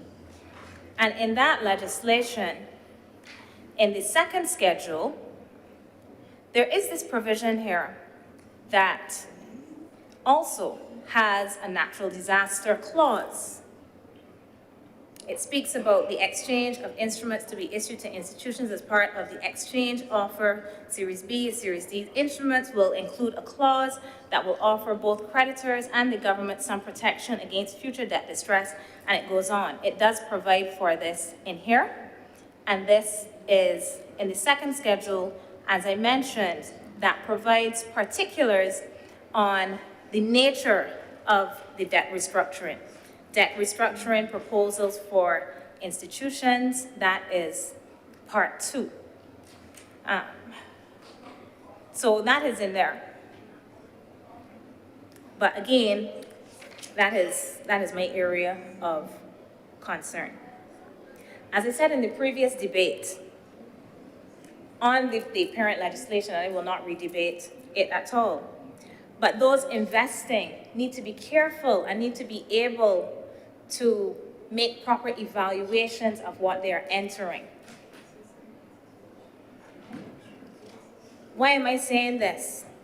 If Alicia was thinking about purchasing these bonds, are we saying that in addition to looking at the prospectus and looking at the legislation, that she had to do all of this other digging and think about the potential of these clauses being implemented in the future that may affect the decision that she made on whether or not to invest in the way that she invested?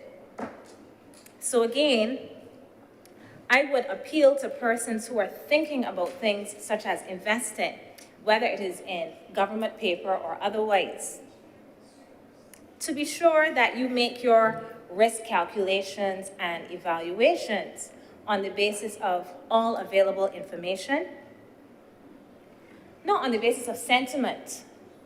Sentiment may be important, and indeed it is important. We want to contribute to the country, so as I said at the time, I may purchase some bonds. It's good for the country. But in addition to sentiment, I think that those who are looking to use these bonds to improve themselves, their lives, their financial standing, should be well apprised of the potential risks involved in investing in this way. And this may mean we have an Atlantic hurricane season every single year.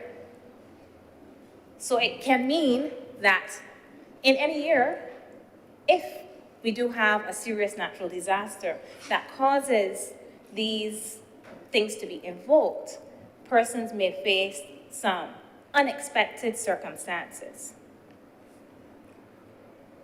These are the things that I just ask that we reflect on, in addition to asking perhaps that maybe from this end, we are a little bit more careful in putting forward some of these pieces of legislation. Not to say that this is carelessness, but for the person that made the decision in September to purchase some of these bonds, they might feel a little irritated now to hear almost a year later that if there's a natural disaster in a couple of months, their expectations may not be met.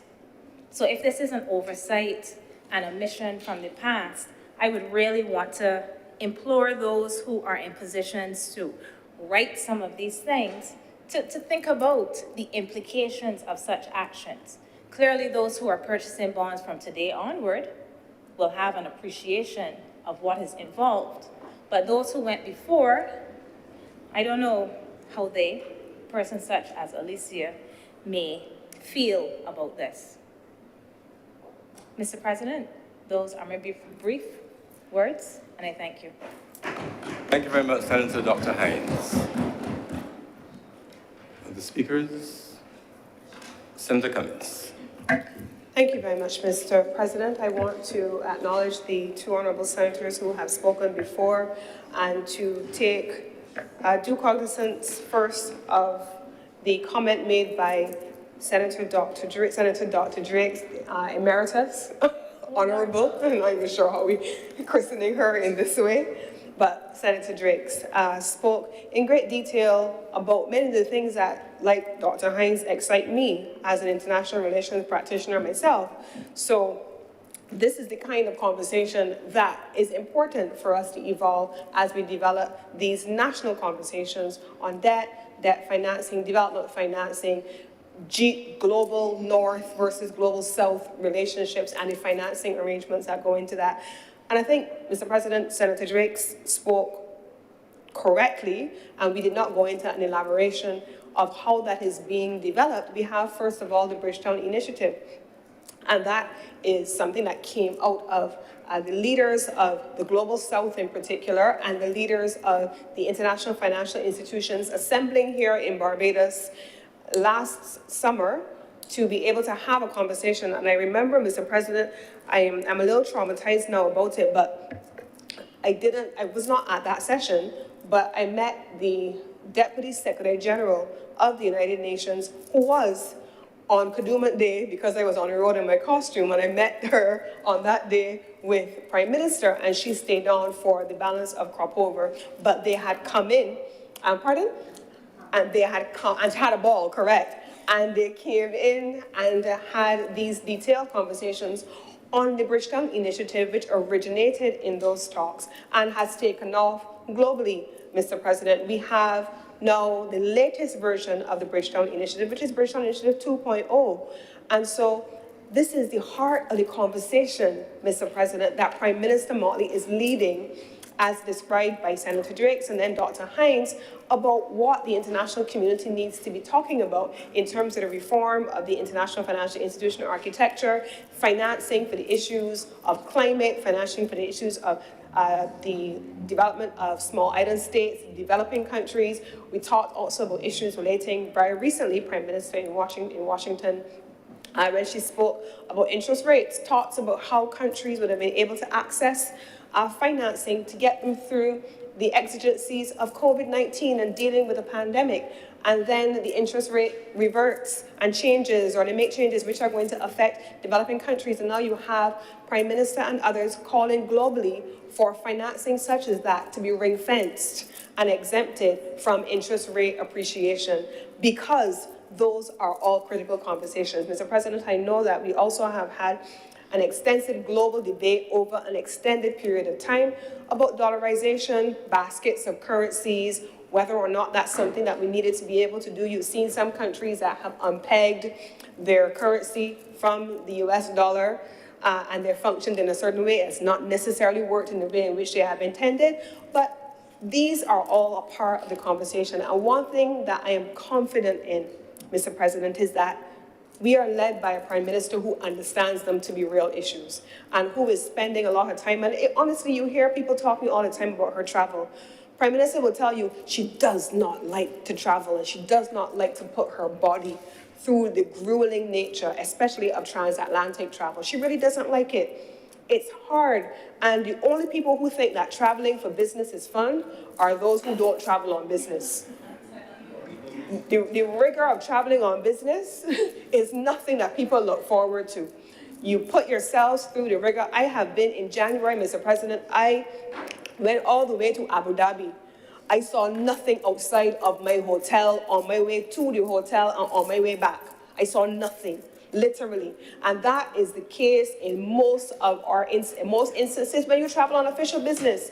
You get in, dead of the night, you travel from, in my case, I traveled from Barbados to London, never left the airport, from London, changed terminals, off to Abu Dhabi, airport to hotel, conference being held in hotel, Mr. President, left in the late hours of the night, early hours of the morning to fly back from Abu Dhabi to London, never left the airport in London, went to Edinburgh to have negotiations and discussions on a partnership with Scotland, with Barbados, and came back from Scotland and saw nothing except it was in my hotel or en route.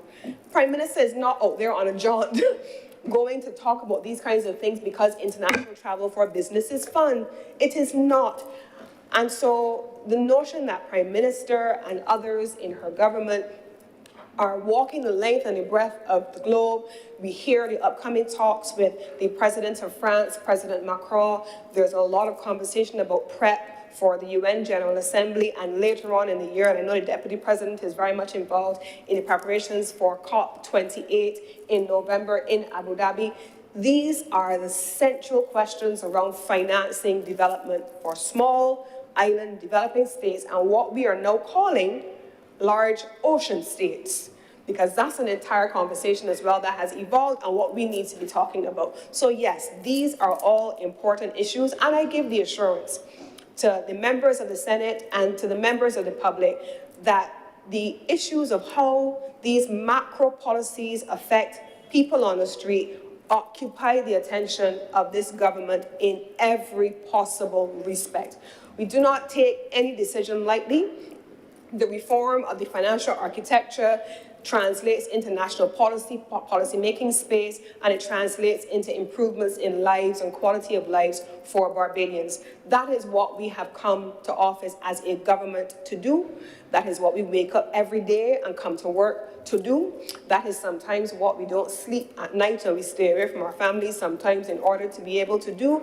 And that is what sometimes, rightfully so, we have to be able to explain to Barbadians in simple terms how these things connect. And it is one of the reasons why I take very seriously misinformation or skewed information being put out into the public space, including when it comes from this place. Because if we leave erroneous information on the table, that's what people will run with. And the headlines will sensationalize it. And we know, regrettably, people are going to run with the headline, and they're not going to have, sometimes the headline has nothing to do with the story itself. But the headline sensationalizes it, and that becomes a conversation. So I take very seriously, given the nature of the issues that we are dealing with here, things that are not said factually, especially when it is about the government. Now, my understanding in response very briefly to the point made by Senator Dr. Hines is that these measures are applicable to new bonds being issued. I am not understanding all of the details because, like you, I am not an expert in the area, but I commit to coming back with you when we reconvene to give you all of the details and to get the details from the Ministry of Finance to be able to answer some of the questions that you raised quite rightfully in the course of your contribution. So, Mr. President, with those few words, I beg to move that this bill now be read a second time. The question is that this bill be read a second time. Honorable senators in favor, please say aye. Those against, please say no. I think the ayes have it. Senator Cummins. Mr. President, I beg to move that Your Honor do now leave the chair and the Senate dissolve itself into a committee of the whole for further consideration of this bill. question is that I do not leave the chair, and the Honourable Senate resolve to serve in the committee for further consideration of the bill. Honourable Senators in favour, please say aye. Those against, please say no. Who thinks the ayes have it?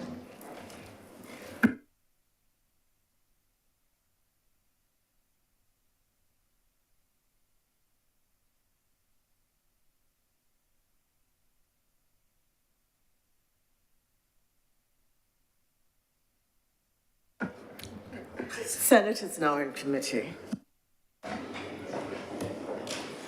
Clause 1. Madam Deputy President, I beg to move that Clause 1 do not stand part. The question is that Clause 1 do not stand part. All honourable senators in favour, please say aye. Aye. Those against, please say no. The ayes have it. Clause 2.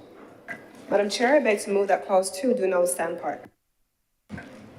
The question is that Clause 2 do not stand part. All honourable senators in favour, please say aye. And those against, please say no. The ayes have it. Madam Chair, I beg to move that you do not report to His Honour the President the passing of one bill in committee. The question is that I do now report to His Honour the President the passing of one bill in committee. Will all those honourable senators in favour, please say aye. Aye. Those against, please say no. The ayes have it.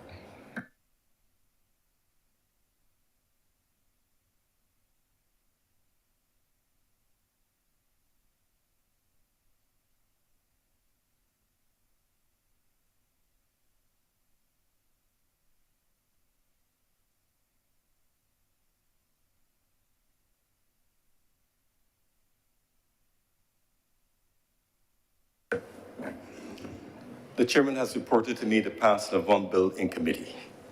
Senator Cummins. Mr. President, I beg to move that this bill now be read a third time. The question is that this bill be read a third time. Honourable senators in favour, please say aye. Aye. Those against, please say no. Methinks the ayes have it. Senator Cummins. Mr. President, I beg to move that this bill do not pass and be cited as the Barbados Optional Savings Bond Plus offered to the Public Amendment Act 2023. The question is that this bill do not pass and be cited as the Barbados Optional Savings Bonds Plus offered to the Public Amendment Act 2023.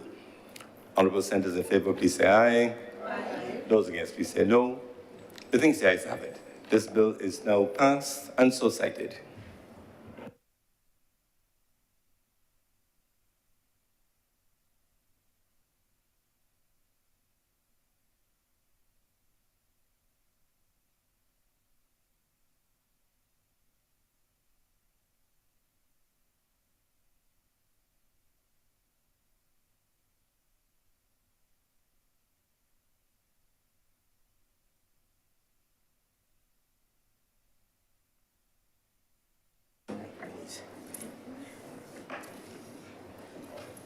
Mr. President, we recommit reports from select committees. Thank you very much. We have a report from the Committee of Selection of the Honourable Senate. The Committee of Selection met today, the 17th of May, 2023. All members were present. That's myself as chair, Senator Cummins, Senator Dr. Haynes, Senator Robert Soto, Senator Kevin Boyce, and we're served, of course, by our two deputy clerks. The Committee of Selection had before consideration of matters arising from the establishment of the three new committees, joint select standing committees. And in accordance with the standing orders, the Committee of Selection has made the following nominations for the appointment to the joint select standing committees.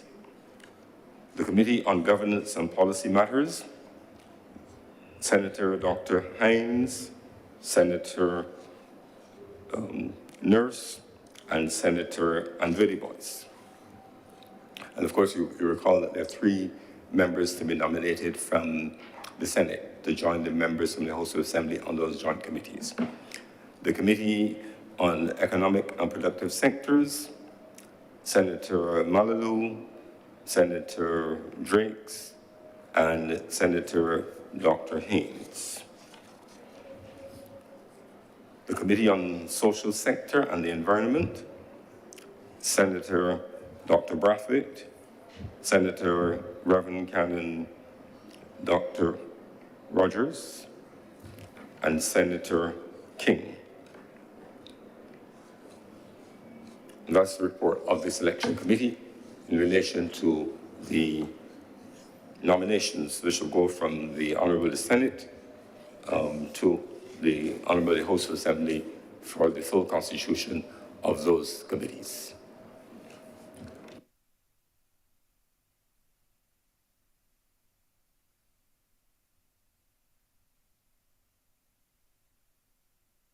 Senator Cummins. Thank you very much, Mr. President. I want to first, before I get into the business that I stood for, I want to express my appreciation to all of those honorable senators who have agreed and stepped forward to serve on the newly appointed standing committees. Quite a bit of work is ahead of you, so I'm looking forward to the output of those committees. Mr. President, this is a part of the day that I know many have been dreading happen. I've moved to adjourn the sitting of the Senate for today, having come to the end of government business for today. And I beg to move that this sitting of the Senate be adjourned until May 24th at 11 a.m. Just before I put the question, just to note, of course, the clerks will now circulate the report of the committee selection by email. The question is that this sitting be adjourned until May 24th, 2023 at 11 a.m. Honorable senators in favor, please say aye. Aye. Those against, please say no. Meeting is the ayes have it. This sitting is therefore adjourned until Wednesday, May 24th, 2023 at 11 a.m.